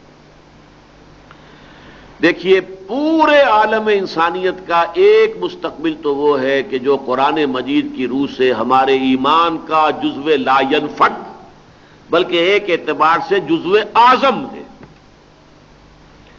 اور وہ یہ کہ ایک وقت آئے گا یہ پوری بساط لپیٹ دی جائے گی، قیامت واقع ہوگی، یہ پورا نظام شمسی بھی اور زمین کا یہ پورا نقشہ بدل جائے گا۔ یوم تبدل الارض غیر الارض والسماوات، زمین یہ زمین نظر نہیں آئے گی، پہاڑوں کا وجود نہیں ہوگا، روئی کے گالوں کی طریقے سے دھنکے ہوئے، اور وہ دھنکی ہوئی اون کے مانند، لگی اون کے مانند ہوں گے، ریت بن جائے گا پورا صفان صفا، پوری زمین میں نہ کوئی ایچ نہ پیچ، نہ اونچائی نہ نیچائی، چٹیل میدان ہوگا، اور کوئی انسان زندہ نہیں ہوگا، حیات ارضی کا کوئی شائبہ باقی نہیں رہے گا۔ یا ایھا الناس اتقوا ربکم ان زلزلۃ الساعۃ شیء عظیم القارعہ ما القارعہ وما ادراک ما القارعہ یوم یکون الناس کالفراش المبثوث وتکون الجبال کالعہن المنفوش۔ یہ تو یوں سمجھیے قرآن مجید کے اہم ترین مضامین میں سے، بلکہ قرآن مجید کا جو حصہ پہلے 4 سالوں میں نازل ہوا ہے اس کا تو جزو اعظم یہی ہے، ایمان بالآخرہ، قیامت اور آخرت، بعث بعد الموت۔ میں نے اس لیے اس طرح تھوڑا سا وقت لے لیا اس پر کہ بدقسمتی سے ہمارے ذہنوں میں بھی بس وہ کسی ایک جگہ چھوٹی سی پوٹلی بنی رکھی ہے، ہم آخرت کو مانتے ہیں اور قیامت کو مانتے ہیں، اس کا جس طرح استحضار ہونا چاہیے۔ صحابہ کرام کو استحضار اس درجے کا تھا کہ ذرا تیز ہوا چلتی تھی، آندھی آتی تھی، کہتے تھے قیامت آ گئی، شاید آ گئی، اس درجے مستحضر رہتا ہے۔ اور ہم تو سمجھتے ہیں بہت دور ہے، بہت دور ہے، بہت دور ہے۔ میری جو کتاب شائع ہوئی سابقہ اور موجودہ مسلمان امتوں کا ماضی حال مستقبل، تو ہمارے ہاں کے ایک دانشور ہیں اور اچھے دینی مزاج کے بھی آدمی ہیں، مختار مسعود صاحب، ان کو میں نے وہ کتاب دی پڑھنے کے لیے، تو اس کے بعد تبصرہ ان کا یہ تھا کہ آپ نے تو قیامت کو بہت ہی قریب کر کے دکھا دیا۔ اس پر میں نے انہیں آیت سنائی، انہم یرونہ بعیدا ونراہ قریبا، یہ لوگ اسے دور سمجھ رہے ہیں، ہمارے سامنے موجود ہے قیامت۔ قیامت اللہ کے سامنے دست بستہ کھڑی ہے کہ کب اذن ہو اور میں ٹوٹ پڑوں۔ وَنَرَاهُ قَرِيبًا، تو ہر مسلمان کو اسے بہت قریب سمجھنا چاہیے۔ بڑی قیامت اگر ہے بھی کوئی دور تو چھوٹی قیامت، من مات فقط قامت قیامت ہو، یہ قیامت صغریٰ تو میری اور آپ کی جو ہے وہ ہر وقت میرے اور آپ کے سروں کے اوپر منڈلا رہی ہے، پتہ نہیں کب آ جائے۔ میری اور آپ کی موت یہ گویا کہ قیامت صغریٰ ہے۔ من مات، حضور نے فرمایا، جو فوت ہو گیا فقط قامت قیامت ہو، اس کی قیامت تو قائم ہو گئی۔ بہرحال پہلی بات تو یہ ہے قیامت، اور اس سے پہلے ایک بات ہے، اس سے کچھ عرصے پہلے کل روئے ارضی، کل عالم انسانیت پر اللہ کا دین غالب ہوگا اور نظام خلافت علی منہاج النبوہ قائم ہوگا۔ قرآن مجید میں اس کا صرف سغرا کبرا ہے، صراحت کے ساتھ یہ بات قرآن میں درج نہیں ہے، لیکن دو چیزیں، دو پریمیسز سغرا کبرا جس سے یہ منطقی نتیجہ نکلتا ہے قرآن میں موجود ہے۔ وہ کیا ہے؟ 3 دفعہ کلیئر الفاظ میں اللہ نے بیان کیا ہمارے اس رسول محمد صلی اللہ علیہ وسلم کا مقصد بعثت ہے غلبہ دین حق۔ هو الذی ارسل رسولہ بالہدی ودین الحق لیظہرہ علی الدین کلہ، وہی ہے اللہ جس نے بھیجا اپنے رسول کو صلی اللہ علیہ وسلم الہدی قرآن حکیم ہدایت کاملہ کے ساتھ اور دین حق کے ساتھ، تاکہ غالب کرے اسے کل کے کل دین پر، پورے نظام زندگی پر۔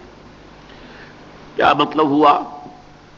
سورہ توبہ کی آیت نمبر 33 میں یہ الفاظ موجود ہیں، سورہ فتح کی آیت نمبر 28 میں الفاظ موجود ہیں، سورہ صف کی آیت نمبر 9 میں ایک شوشے کے فرق کے بغیر هو الذی ارسل رسولہ بالہدی ودین الحق لیظہرہ علی الدین کلہ۔ اور 5 دفعہ اللہ نے فرمایا قرآن مجید میں مختلف اسالیب کے اندر کہ محمد کو بھیجا گیا پوری نوع انسانی کی طرف۔ واضح ترین آیت ہے سورہ سبا کی آیت نمبر 28، وَمَا أَرْسَلْنَاكَ إِلَّا كَافَّةً لِلنَّاسِ بَشِيرًا وَنَذِيرًا، اے نبی ہم نے نہیں بھیجا ہے آپ کو مگر تمام انسانوں کے لیے بشیر و نذیر بنا کر۔ ان دونوں کو جوڑ لیجئے، محمد صلی اللہ علیہ وسلم کی بعثت کا مقصد تب مکمل ہوگا جب تمام عالم انسانیت پر اللہ کا دین غالب آ جائے۔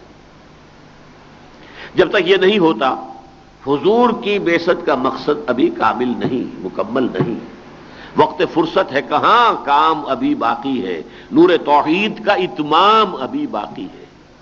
ایک درجے میں اتمام ہو گیا، جزیرہ نماء عرب میں حضور کے دست مبارک سے اتمام ہو گیا نور توحید کا، لیکن جزیرہ نماء عرب جو ہے وہ تو کل زمین کا شاید 100واں حصہ ہوگا نا۔ جب تک پوری زمین نہ جگمگا اٹھے یہ چمن معمور ہوگا نغمہ توحید سے، جو اقبال کہتے ہیں کہ ہوگا، اس ہوگا کی خبر جو ہے وہ احادیث کے اندر ہے صراحت کے ساتھ۔ یہ جو ایک 4 ورقہ ہے نوید خلافت، یہ ہم نے بڑی کثیر تعداد میں شائع کر کے بہت عام کیا ہے، آپ میں سے میں سمجھتا ہوں کہ سب حضرات کے پاس یہ پہنچا ہوگا۔ ویسے یہ کہ مجھ سے غلطی ہوئی ہے، یہ منگوا لیتا آج تاکہ جن حضرات کو نہیں ملا ہے آج تک انہیں مل جائے، لیکن یہ کہ ہمارے درس قرآن کے جو آئندہ محفل ہوگی انشاءاللہ اس کے اندر میں یہ منگوا لوں گا، جو حضرات بھی اگلے اتوار کو آئیں انہیں یہ مل جائے گا، کیونکہ صراحت کے ساتھ وہ احادیث درج ہے، ان کا متن ہے، ان کا کون راوی ہے، کس کتاب میں ہے۔ 3 حدیثیں ایسی ہیں جن سے معلوم ہوتا ہے کہ ابھی خلافت علی منہاج النبوہ کا نظام دنیا میں قائم ہوگا، اور وہ عالمی ہوگا، پورے کرۂ ارضی پر اللہ تعالیٰ کا لایا ہوا وہ نظام دین حق غالب ہوگا۔ یعنی وہ خلافت جو قائم ہوئی تھی حضور کے فوراً بعد، خلافت علی منہاج النبوہ، وہی نظام دوبارہ دنیا میں قائم ہوگا اور پوری دنیا میں ہوگا۔ مسند احمد بن حنبل کی روایت ہے، صحیح مسلم کی روایت ہے، ان روایتوں سے یہ بات کلیئرلی واضح ہے، یہ ہو کر رہے گا۔ یہ جو عالمی غلبہ ہوگا دین کا، اس سے پہلے ذرا تلخ گولی بھی ہے، امت مسلمہ پر عذاب کے شدید کوڑے پڑیں گے۔ ہماری بدعملی اور بے عملی کی جو سزائیں ملی ہیں اب تک، ابھی سخت ترین سزا باقی ہے۔ جیسے کہ وہ حدیث حضرت عبداللہ ابن عمرو بن العاص رضی اللہ تعالی عنہما سے جامع ترمذی کی روایت ہے، لَيَأْتِيَنَّ عَلَىٰ أُمَّتِي مَا أَتَىٰ عَلَىٰ بَنِي إِسْرَائِيلَ حَسْبَ النَّعْلِ بِالنَّعْلِ، میری امت پر بھی وہ سارے حالات وارد ہو کر رہیں گے جو بنی اسرائیل پر آئے تھے، جیسے کہ ایک جوتی دوسری جوتی سے مشابہ ہوتی ہے۔ ایک جوڑا ہے جوتیوں کا، کتنی ایک دوسرے سے مشابہ ہوتی ہیں، زمین پہ رکھی ہو تو وہ پنجے کے رخ کے اعتبار سے ذرا مختلف نظر آتی ہیں، لیکن ان کے تلوے جوڑ لیجئے تو بالکل ایک ہی ہے۔ اتنی جامع اور اتنی یوں سمجھیے کہ بلاغت والی جو ہے تشبیہ اور تمثیل حضور نے استعمال کی ہے، جیسے ایک جوڑی کے 2 جوتے ایک دوسرے سے مشابہ ہوتے ہیں، ایسے ہی حالات ہوں گے جو سابقہ امت پر آئے تھے وہ اس امت پر بھی آئیں گے۔ میں نے تفصیل سے لکھا ہوا تنظیم اسلامی کا تاریخی پس منظر، چھوٹا سا کتاب چاہے 6-7 روپے کی کتاب ہے، لیکن ویسے یہ کہ تفصیل میں جانا ہو تو سابقہ اور موجودہ مسلمان امتوں کا ماضی، حال اور مستقبل تفصیل کے ساتھ اس میں آ چکا ہے۔ ان پر جو کوڑے پڑے تھے اشوریوں کے ہاتھوں، وہی کوڑے ہم پر پڑے کروسیڈرز کے ہاتھوں۔ ان پر جو بہت بڑا عذاب آیا تھا نبوکدنضر کے ہاتھوں، وہ ہم پر آیا ہے تاتاریوں کے ہاتھوں۔ ان پر جو عذاب آئے تھے یونانیوں اور رومیوں کے ہاتھوں، ہم پر وہ آئے انگریزوں کے ہاتھوں اور فرانسیسیوں کے ہاتھوں اور اطالویوں کے ہاتھوں اور اسپانویوں کے ہاتھوں، یورپ کی قوتوں۔ لیکن ان پر جو عذاب اس صدی میں آیا جرمنوں کے ہاتھوں، اس کی کاربن کاپی ابھی باقی ہے۔ اگر تو وہ حدیث بتمام و کمال پوری ہو، لَيَأْتِيَنَّ عَلَىٰ أُمَّتِي مَا أَتَىٰ عَلَىٰ بَنِي إِسْرَائِيلَ حَذْوَ النَّعْلِ بِالنَّعْلِ، اور یہ ہے وہ جس کی خبر دی ہے احادیث کے اندر۔ البتہ اس میں یہ فرض ذہن میں رکھیے کہ امت مسلمہ کے دو حصے ہیں، ایک اس کا قلب ہے، نیوکلیس، وہ ہے عرب۔ حضور بھی عرب تھے صلی اللہ علیہ وسلم۔ عربی میں اللہ کی آخری کتاب ہے جو قرآن حضور پر نازل ہوا، تو اس امت کا جو اصل نیوکلیس ہے وہ عرب ہے۔ ہم لوگ جو ہیں وہ گویا کہ پیری فری پر ہیں، ہم بھی ہیں اس امت کے اندر شامل ہیں، لیکن ہم آخرین کے درجے میں ہیں۔ وآخرین منہم لما یلحقوا بہم وہو العزیز الحکیم۔ بنیادی طور پر حضور کی بعثت انہی میں سے اور ان کے لیے، وہ کون ہے؟ وہ ہے امیین۔ هو الذی بعث فی الامیین رسولا منہم یتلو علیہم آیاتہ ویزکیہم ویعلمہم الکتاب والحکمہ وإن كانوا من قبل لفی ضلال مبین وآخرین منہم لما یلحقوا بہم وہو العزیز الحکیم۔ ہم آخرین میں شامل ہیں، وہ ہے اصل امت۔ اصل عذاب ان پر آنا ہے، اسی لیے حدیث کے اندر الفاظ موجود ہیں، ویل للعرب من شر قد اقترب۔ ایک حدیث میں یہ بھی الفاظ ہیں، من اقتراب الساعۃ ہلاک العرب۔ قیامت کے قرب کی ایک علامت یہ بھی ہوگی کہ عرب ہلاک ہو جائیں گے۔ بہت بڑے پیمانے پر ہلاکت والا عذاب بنو اسماعیل عرب ان کے اوپر آنے والا ہے۔ اس کے بعد نمبر 2 پر مجرم ہم ہیں، مسلمانان پاکستان۔ عربوں پر تو اللہ کا فضل یہ ہوا تھا کہ عربوں ہی میں سے محمد تھے صلی اللہ علیہ وسلم، یہ رتبہ بلند ملا جس کو مل گیا، یہ فضیلت تو بہت بڑی ہے جو انہیں حاصل ہو گئی۔ پھر ان کی زبان میں اللہ کی کتاب موجود ہے، آج بھی موجود ہے، انہیں اسے پڑھنے اور سمجھنے کے لیے پاپڑ بیلنے کی ضرورت نہیں ہے کہ صرف پڑھیں اور ناو پڑھیں اور یہ پڑھیں اور معنی پڑھیں اور بیان پڑھیں اور یہ پڑھیں اور وہ پڑھیں تب جا کے قرآن کو سمجھیں۔ لیکن اسی طریقے سے اللہ نے بہت سی فضیلتیں ہمیں عطا کی۔ 400 سال سے تمام مجددین اس جگہ پیدا ہوئے، ہندوستان میں پیدا ہوئے۔ مجدد الفسانی، شاہ ولی اللہ دہلوی، سید احمد بریلوی، شیخ الہند مولانا محمود حسن۔ پھر 20ویں صدی عیسوی میں جتنے اعاظم رجال یہاں پیدا ہوئے کہیں نہیں ہوئے، علامہ اقبال، مولانا مودودی، مولانا الیاس، مولانا ابوالکلام آزاد، عظیم لوگ۔ پھر ہر جگہ تحریک چلی آزادی کی، تو اپنی اپنی قومی جو عصبیتیں ہیں ان کی بنیاد پر، عرب قومیت، ملے قومیت۔ یہاں پاکستان کا مطلب کیا؟ لا الہ الا اللہ۔ خلافت کے خلاف سازش ہو رہی تھی تو کہاں چلی تحریک؟ صرف ہند میں۔ جان بیٹا خلافت پہ دے دو، بولی اماں محمد علی کی، جان بیٹا خلافت پہ دے دو، ساتھ ہوں تیرے شوکت علی بھی، جان بیٹا خلافت پہ دے دو۔ یہ خلافت کی تحریک چلی۔ اس اعتبار سے یہ فضیلتیں ہیں کہ جو اس علاقے کے مسلمانوں کو اللہ نے عطا کی اور پاکستان معجزے کے طور پر عطا کیا۔ اگر ہم اسلام قائم نہیں کرتے تو نمبر 2 مجرم ہم ہیں۔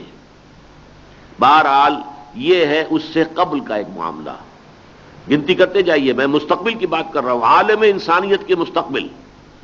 پورے عالم انسانیت کے لیے ہلاکت اور موت آنی ہے قیامت کے موقع پر، الساعہ۔ اس سے پہلے کل کرۂ ارضی پر اللہ کا دین غالب ہونا ہے تاکہ بعثت محمدی کے مقصد کی تکمیل ہو جائے علی صاحب الصلاۃ والسلام۔ اس سے پہلے مسلمانوں پر عذاب کی شدت بڑھنی ہے، خاص طور پر عربوں پر، اور نمبر 2 مسلمانان پاکستان پر۔ لیکن وہاں کا معاملہ قطعی ہے یہاں کا معاملہ ابھی ہینگنگ ان دی بیلنس ہے۔ اب صورتحال کیا ہوگی؟ یہ جو شکل ہوگی عذاب کی، اس کو نصرت میں بدلنے کے لیے دو شخصیتوں کا ظہور ہوگا۔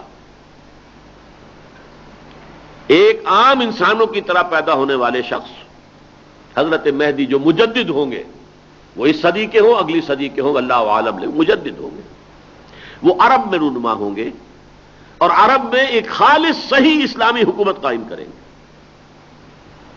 یہ جو مہدی کا لفظ ہے، یہ اہل تشیع کا تصور کچھ اور ہے۔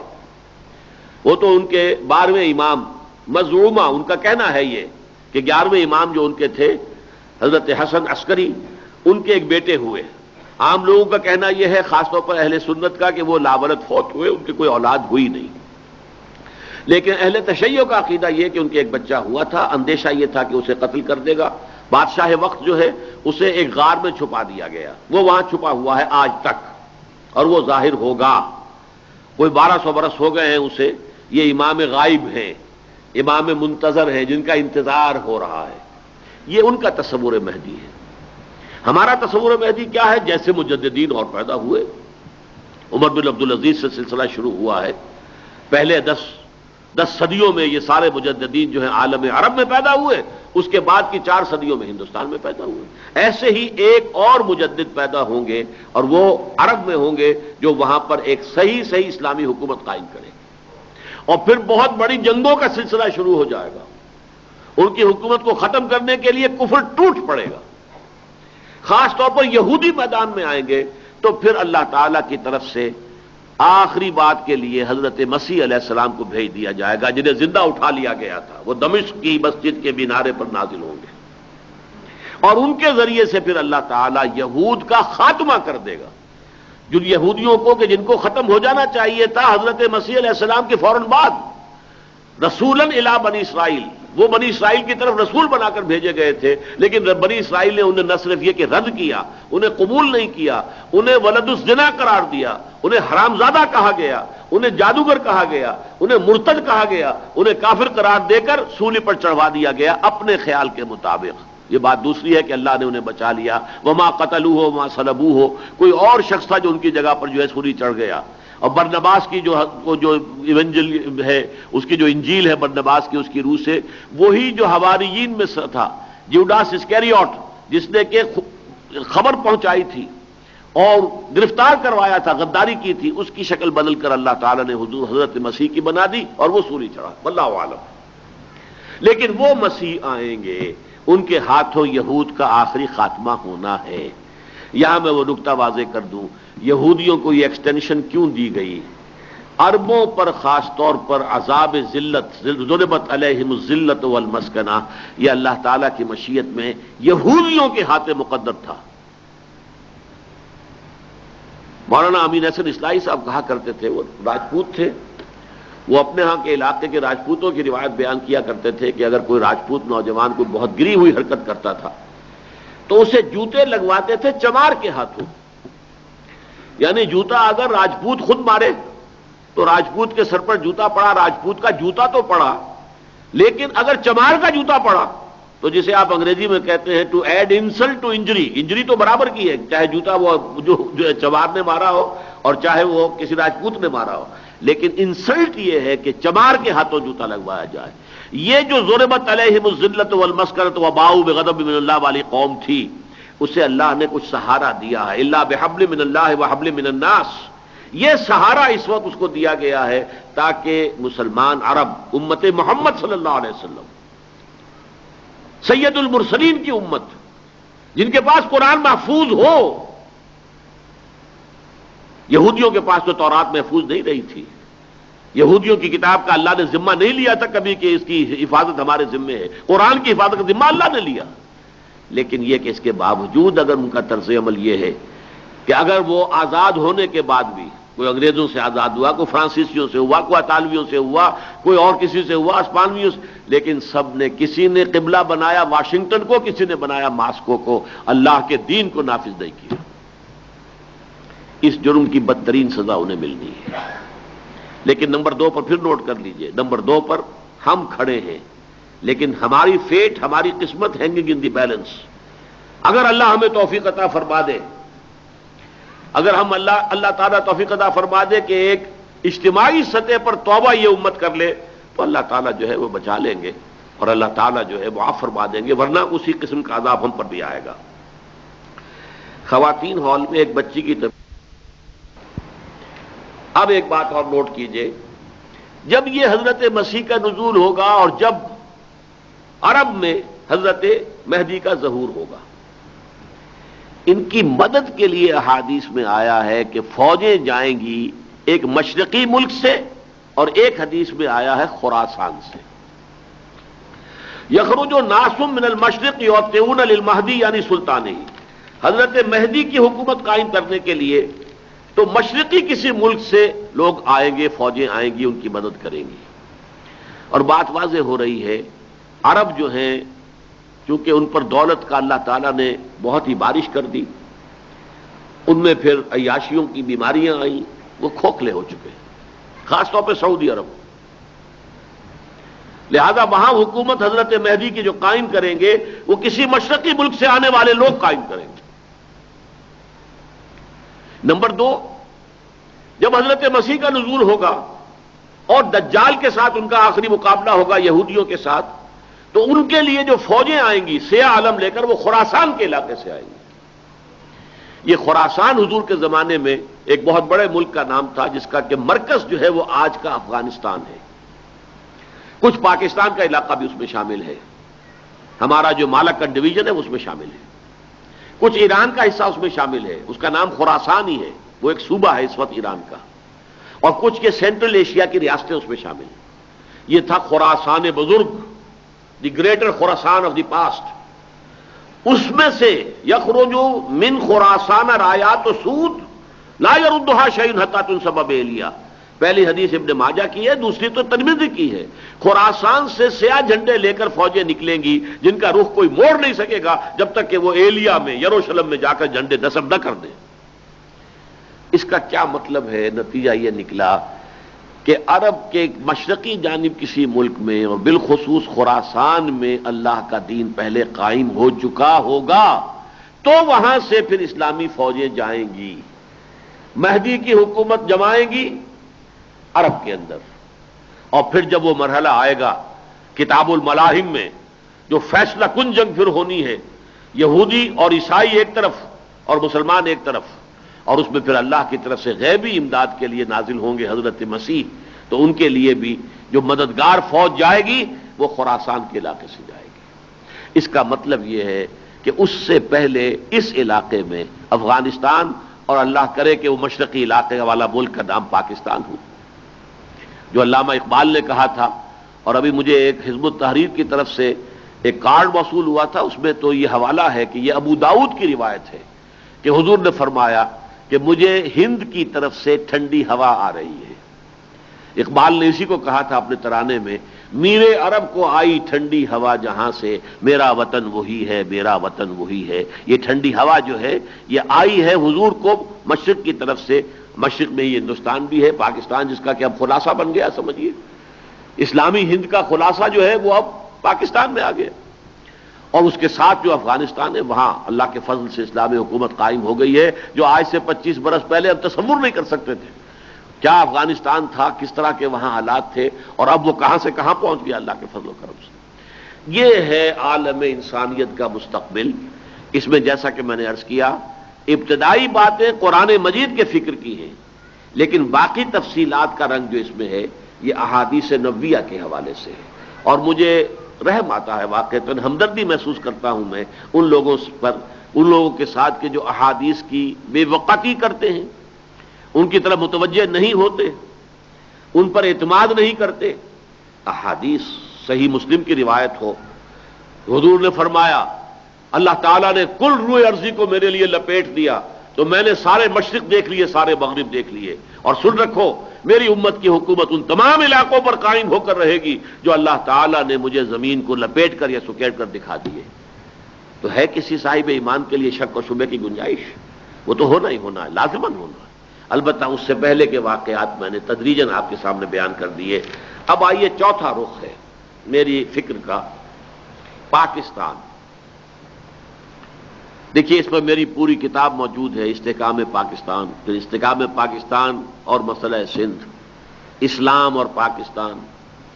میں بہت ہی اختصار سے اس کو صرف قرآنی اعتبار سے جو میرا فکر ہے وہ بیان کروں گا۔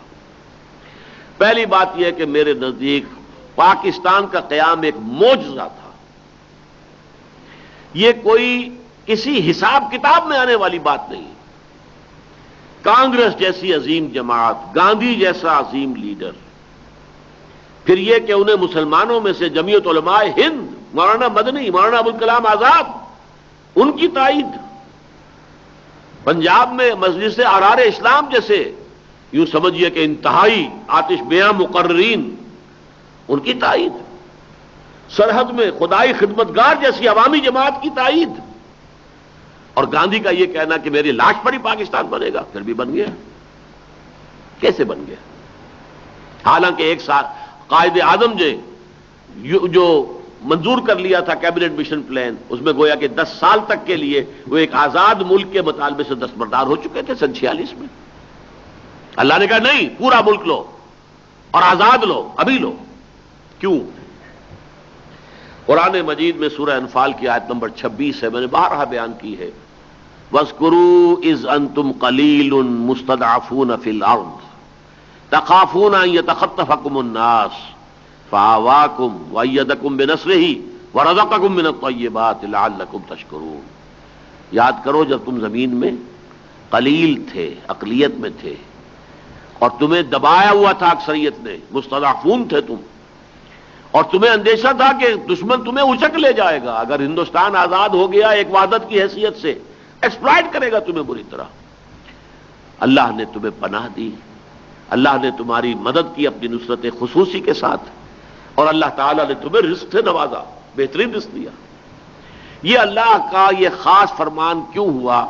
اس کو آپ دیکھیے سورہ اعراف کی آیت نمبر 129 میں حضرت موسیٰ کا قول آیا بنی اسرائیل سے خطاب کر کے، عسیٰ ربکم ان یہلک عدوکم ویستخلفکم فی الارض فینظر کیف تعملون۔ ان قریب تمہارا رب تمہارے دشمن کو ہلاک کر دے گا اور تمہیں زمین میں غلبہ عطا کرے گا، طاقت عطا کرے گا، سلطنت عطا کرے گا، پھر دیکھے گا تم کیا کرتے ہو۔ ان دو آیات کے حوالے سے نوٹ کر لیجئے، 27ویں شب رمضان مبارک پاکستان کا ورود ہوا ہے، نزول ہوا ہے، میں کہوں گا فیہا یفرق کل امر حکیم، اس لیلۃ القدر میں، اس لیلہ مبارکہ میں جس میں تمام بڑے بڑے معاملات طے ہوتے ہیں، ایشو ہو جاتے ہیں، اس میں یہ ملک نازل ہوا رمضان مبارک کی 27ویں شب اللہ تعالیٰ کے اس فیصلے کے تحت۔ لیکن ہوا کیا؟ ہم نے وعدہ کیا تھا اللہ ہمیں ہندو اور انگریز کی غلامی سے نجات دے، تیرے دین کا بول بالا کریں گے، تیرے نبی کا دین قائم کریں گے، پوری دنیا کے لیے ایک مثال قائم کر کے دکھا دیں گے۔ وہی جس کو میں کہہ رہا ہوں کہ پوری امت مسلمہ کی طرف سے ایک فرض کفایہ ادا کریں گے، پوری دنیا کے سامنے دکھائیں گے دیکھو یہ ہے اللہ کا دین، یہ اخوت و حریت و مساوات کے وہ اصول جو محمد نے سکھائے تھے صلی اللہ علیہ وسلم، یہ ہے وہ قانون جو اللہ کے رسول نے ہمیں دیا تھا، یہ ہے معاشرہ، آ کر دیکھ لو، یہ ہے سماجی جو برکات ہیں، آؤ اور دیکھو، یہ ہے امن اور سکون اور اطمینان۔ آج جا کر آپ افغانستان میں اس کا مشاہدہ کر دیجئے، جو امن و سکون وہاں ہے، حالانکہ بھوک ہے، بہت سے مسائل ہیں، بڑی پریشانیاں ہیں، سینکشنز لگی ہوئی ہیں، طرح طرح کی دقتیں ہیں، لیکن امن و امان، سکون، جا کے دیکھ لی۔ اسی طرح سے ایک دنیا میں سائزیبل ملک، اور وہ جدید جو ضرورتیں ہیں اور جدید جو تصورات ہیں وہی جو دیے تھے محمد رسول اللہ نے، یاد نور مصطفیٰ اورا بہاشت، ان تمام کو ہائیسٹ لیول پر اس کے اندر شامل کر کے اور وہ نظام دین حق دکھا دیا جائے، اس لیے ہم نے پاکستان مانگا تھا اللہ سے۔ یہی قول ہے علامہ اقبال کا، یہی قول تھا قائد اعظم کا، لیکن ہم نے وعدہ خلافی کی اور وعدہ خلافی کی سزا ہمیں ملی۔ ایک سزا تو ملی، ملک دو لخت ہو گیا، اتنی بڑی شکست کا کلنک کا ٹیکا ہمارے ماتھے پر لگا، 93,000 ہمارے جو ہے قیدی ہندو کی قید میں گئے، بھیڑوں بکریوں کی طرح ٹرکوں میں لاد کے ان کو لے گئے کنسنٹریشن کیمپس کے اندر۔ تاریخ انسانی کی عظیم ترین ہزیمتوں میں سے ایک ہزیمت۔ سن 67 میں وہ ہوئی تھی اربوں کی، اسرائیل کے ہاتھوں، اور سن 71 میں ہو گئی پاکستان کی ہندوؤں کے ہاتھوں، بھارت کے ہاتھوں۔ لیکن اس سے بھی بڑا عذاب جو ملا ہے وعدہ خلافی کا، وہ سورہ توبہ کی آیات 75 تا 77۔ وَمِنْهُمْ مَنْ عَاهَدَ اللَّهَ، منافقین مدینہ کی ایک خاص قسم کا ذکر کیا، ان میں سے وہ لوگ بھی ہیں جنہوں نے اللہ سے عہد کیا تھا، لَئِنْ آتَانَا مِنْ فَضْلِهِ، اگر اللہ ہمیں اپنے فضل سے نواز دے گا، ہمیں غنی کر دے گا، دولت دے گا، لَنَصَّدَّقَنَّ وَلَنَكُونَنَّ مِنَ الصَّالِحِينَ، خوب صدقہ خیرات کریں گے اور نیک بن جائیں گے۔ جب اللہ تعالیٰ نے انہیں دے دیا، فَلَمَّا آتَاهُم مِّن فَضْلِهِ، اپنا فضل سے نواز دیا، بخلوا بِهِ، اب بخل سے کام لیا، وَتَوَلَّوْا وَهُم مُعْرِضُونَ، پیٹ موڑ لی، وعدہ خلافی کی۔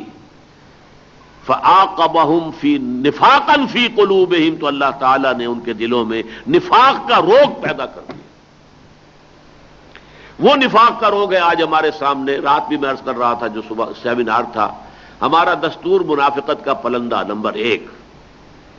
ہماری وہ قوم باہمی نفاق کا شکار ہو کر قومیتوں میں تقسیم اور تحلیل ہو گئی۔ ہمارا کردار، جس کو کہ حدیث میں کہا گیا آیت المنافق ثلاثن، یا ایک حدیث میں آیا کہ 4 چیزیں ہوتی ہیں، یا اگر کسی میں ہے تو وہ کٹر منافق ہے، جب بولے جھوٹ بولے، وعدہ کرے تو خلاف کرے، امین بنایا جائے خیانت کرے، اور کہیں اختلاف ہو جائے تو فوراً گالم گلوچ پر اور لڑنے مرنے پر اتر آئے۔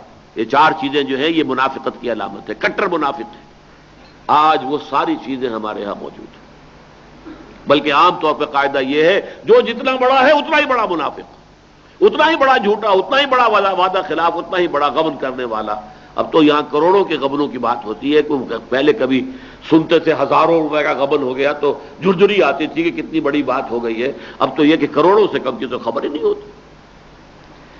یہ ہے وہ عذاب الہی۔ اب پاکستان کی قسمت ہینگ کر رہی ہے۔ وہ کس طرح کی ہینگنگ ہے اسے سمجھ لیجئے، اس کا بھی نقشہ قرآن سے، کیونکہ میں یہ ساری باتیں قرآن کے حوالے سے کر رہا ہوں۔ یہ سورہ اعراف کی آیات ہے، اور عجیب بات ہے کہ یہ میں نے ابھی سورہ توبہ کی آیات آپ کو سنائی ہے، یہ آیات 75 تا 77 ہے، اور سورہ اعراف کی آیات 175 تا 177۔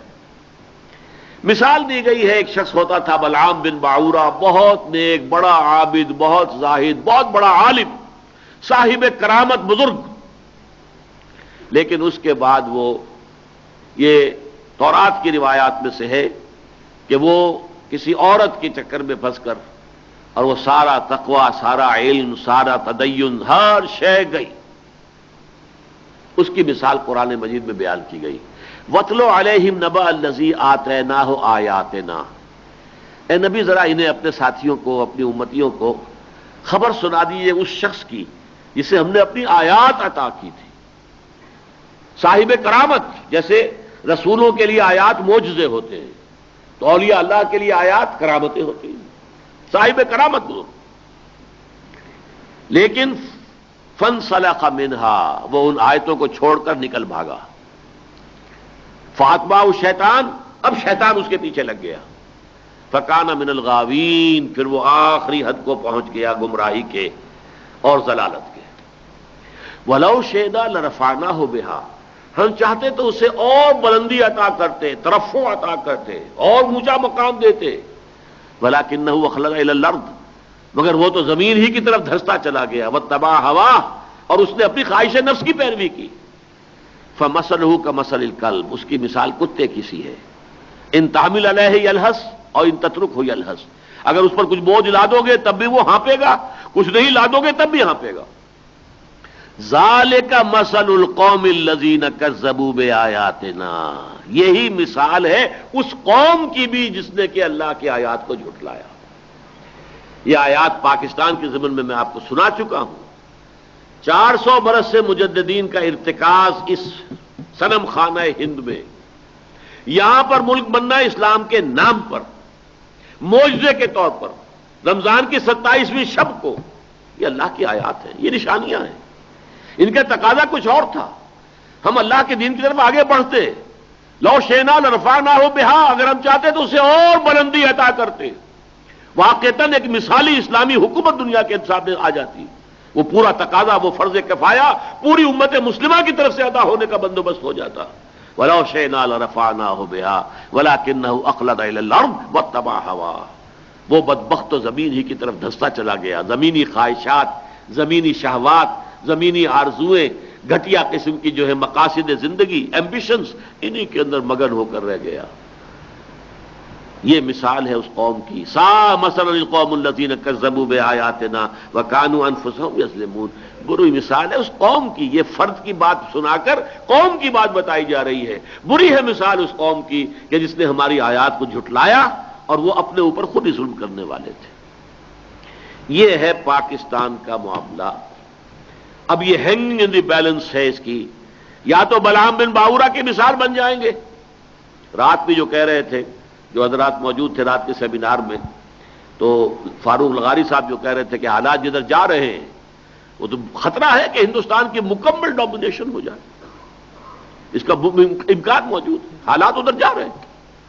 لہذا کیا ہوگا اس وقت سمجھ لیجئے کہ وہ میں نے کہا ہے، جہاں تک تو عربوں کا معاملہ ہے ان پر تو وہ معاملہ گویا کہ تلا کھڑا ہوا ہے۔ کبھی وہ بھٹی بس پھٹنے والی ہے، آتش فشاں پھٹنے کی دیر ہے، کب پھٹے گی یہ میں نہیں کہہ سکتا، لیکن ان کے اوپر تو بہت سخت عذاب کی کیفیت آ رہی ہے۔ لیکن نمبر 2 جو ہے امت مسلمہ میں، باقی اس کے بعد بھی امت بڑی بڑی امت ہے، بنگلہ دیش میں ہے، ہندوستان میں 20 کروڑ مسلمان ہیں، ادھر انڈونیشیا میں ہے، ملائیشیا میں ہے، پھر یہ کہ آپ افریقہ کے مختلف ممالک میں، غیر عرب ممالک جو ہیں ان کے اندر مسلمان موجود ہیں۔ یہ سینٹرل ایشیا میں کیا پتہ ہے کہ پھر کوئی جاگ جائیں، اگر چاہیے کہ برین واشنگ ان کی ہوئی ہے، اور جو یوں سمجھیے کہ تقریباً 1 صدی کا جو کمیونسٹ رول وہاں رہا ہے اس نے ان کے ذہنوں کو کافی بدلا ہے، لیکن کیا پتہ ہے ہمالیہ کے چشمے ابلنے لگے، کیا پتہ سنکیانگ سے کوئی جو دعوت اٹھ کھڑی ہو، اللہ عالم، اللہ جانتا ہے، ہم نہیں جانتے۔ لیکن یہ ہے کہ اس کا اندیشہ موجود ہے کہ یہ معاملہ جو ہے پاکستان کا، یہ اسی ہینگنگ ان دی بیلنس کے درجے میں ہے۔ یا تو ہم توبہ کریں اللہ کی جناب میں اور یہاں اسلامی نظام قائم کریں تو روح و ریحان و جنت و نعیم، تو ہم تو پوری امت مسلمہ کی طرف سے فرض کفایہ ادا کریں گے اور ہمارے اوپر اللہ کی تعالیٰ کی رحمتیں ہوں گی۔ حدیث میں آتا ہے کہ زمین اپنے خزانے اگل دے گی اور آسمان جو ہے اپنی رحمتوں کی بارش برسائے گا۔ وہ خلافت علی منہاج النبوہ کا نظام جب قائم ہوگا، اس کا نقطہ آغاز پاکستان اور افغانستان بن جائیں، اللہ تعالیٰ کو اس کا اس نے پورا صورتحال پیدا کر دی ہے۔ اب بھی اگر ہم اس سے فائدہ نہ اٹھائیں تو مجرم ہم ہیں۔ بہرحال یہ جو چاروں زاویے تھے جیسا کہ میں نے عرض کیا، ایک نقطے پر آ کر مرکوز ہو گئے۔ میری اور آپ کی ذاتی نجات اقامت دین کی جد و جہد سے وابستہ ہے۔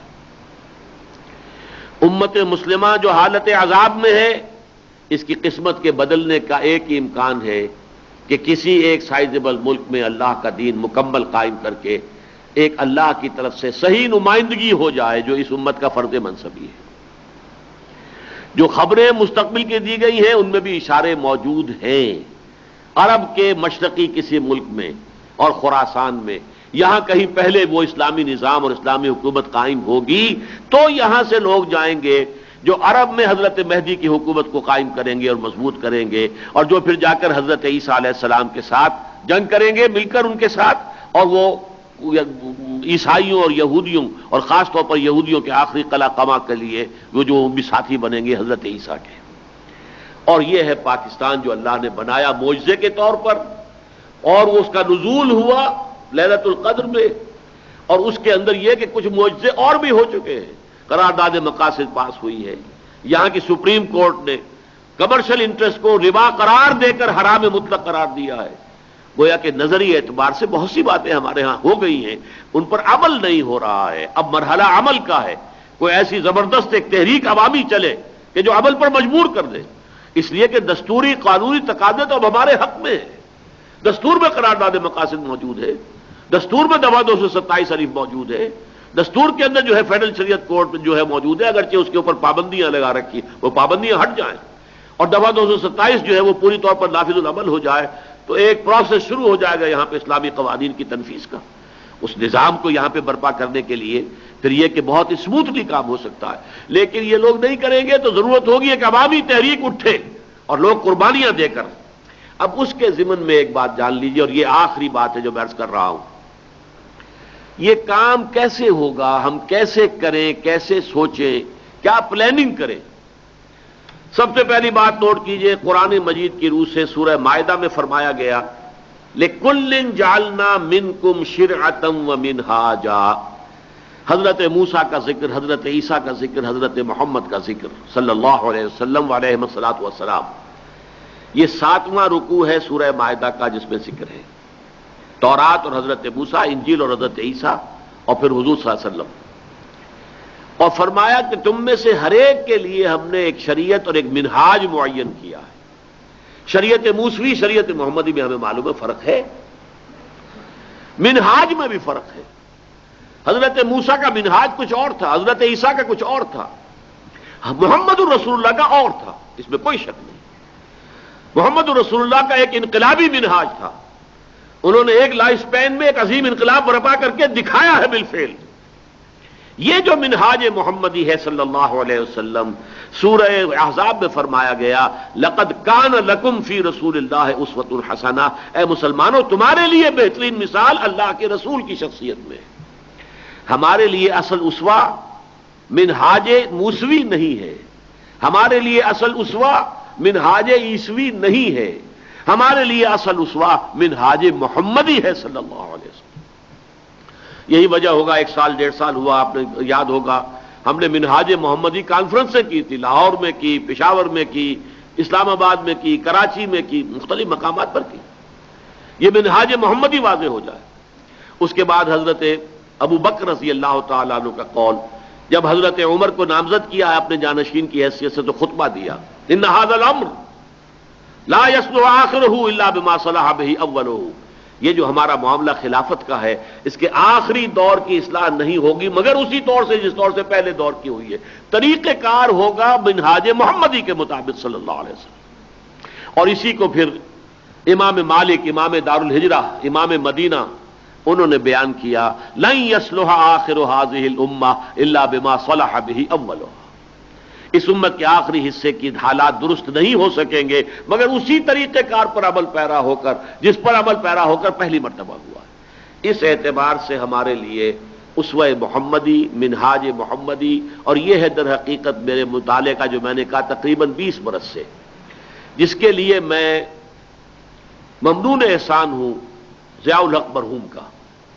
ان سے مجھے شدید اختلافات بھی ہیں، میں شدید تنقیدیں بھی کرتا ہوں، بہرحال اب اللہ کے حضور حاضر ہو گئے، تلک امۃ قد خلت لہا ما کسبت ولکم ما کسبتم، لیکن مجھ پر ایک ذاتی احسان کے درجے میں عرض کر رہا ہوں، انہوں نے جب یہ سیرت کانفرنسوں کا سلسلہ شروع کیا تھا، مرکزی اسلام آباد میں ہو رہی ہے، صوبائی پھر ہر صوبے کے اندر صدر مقام پر، پھر ضلعوں میں ہو رہی ہے، ڈپارٹمنٹس میں مختلف سیرت کانفرنسیں، تو اس زمانے میں وہ میرا جو الہدیٰ کا پروگرام چل رہا تھا ٹی وی پر، اس کی وجہ سے لوگوں میں میرا نام کچھ خاصا معروف اور مشہور ہو گیا تھا، تو مجھے بہت دعوت آتی تھی کہ آپ ہمارے یہاں آئیں، وہاں آئیں، یہاں تقریر کریں۔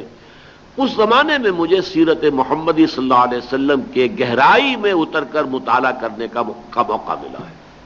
کوشش ہوتی تھی کہ انسان جو ہے بات کرے، ایک ہی تقریر جو ہے دہراتے رہنے سے طبیعت گھبراتی ہے، تو یہ کہ اس کے مطالعے میں تو کوئی نئی چیزیں آئیں گی تو آدمی کچھ اس کے اندر نیا رنگ پیدا کرے گا۔ اس سے منہج انقلاب نبوی علی صاحب الصلاۃ والسلام والی چیز برآمد ہوئی۔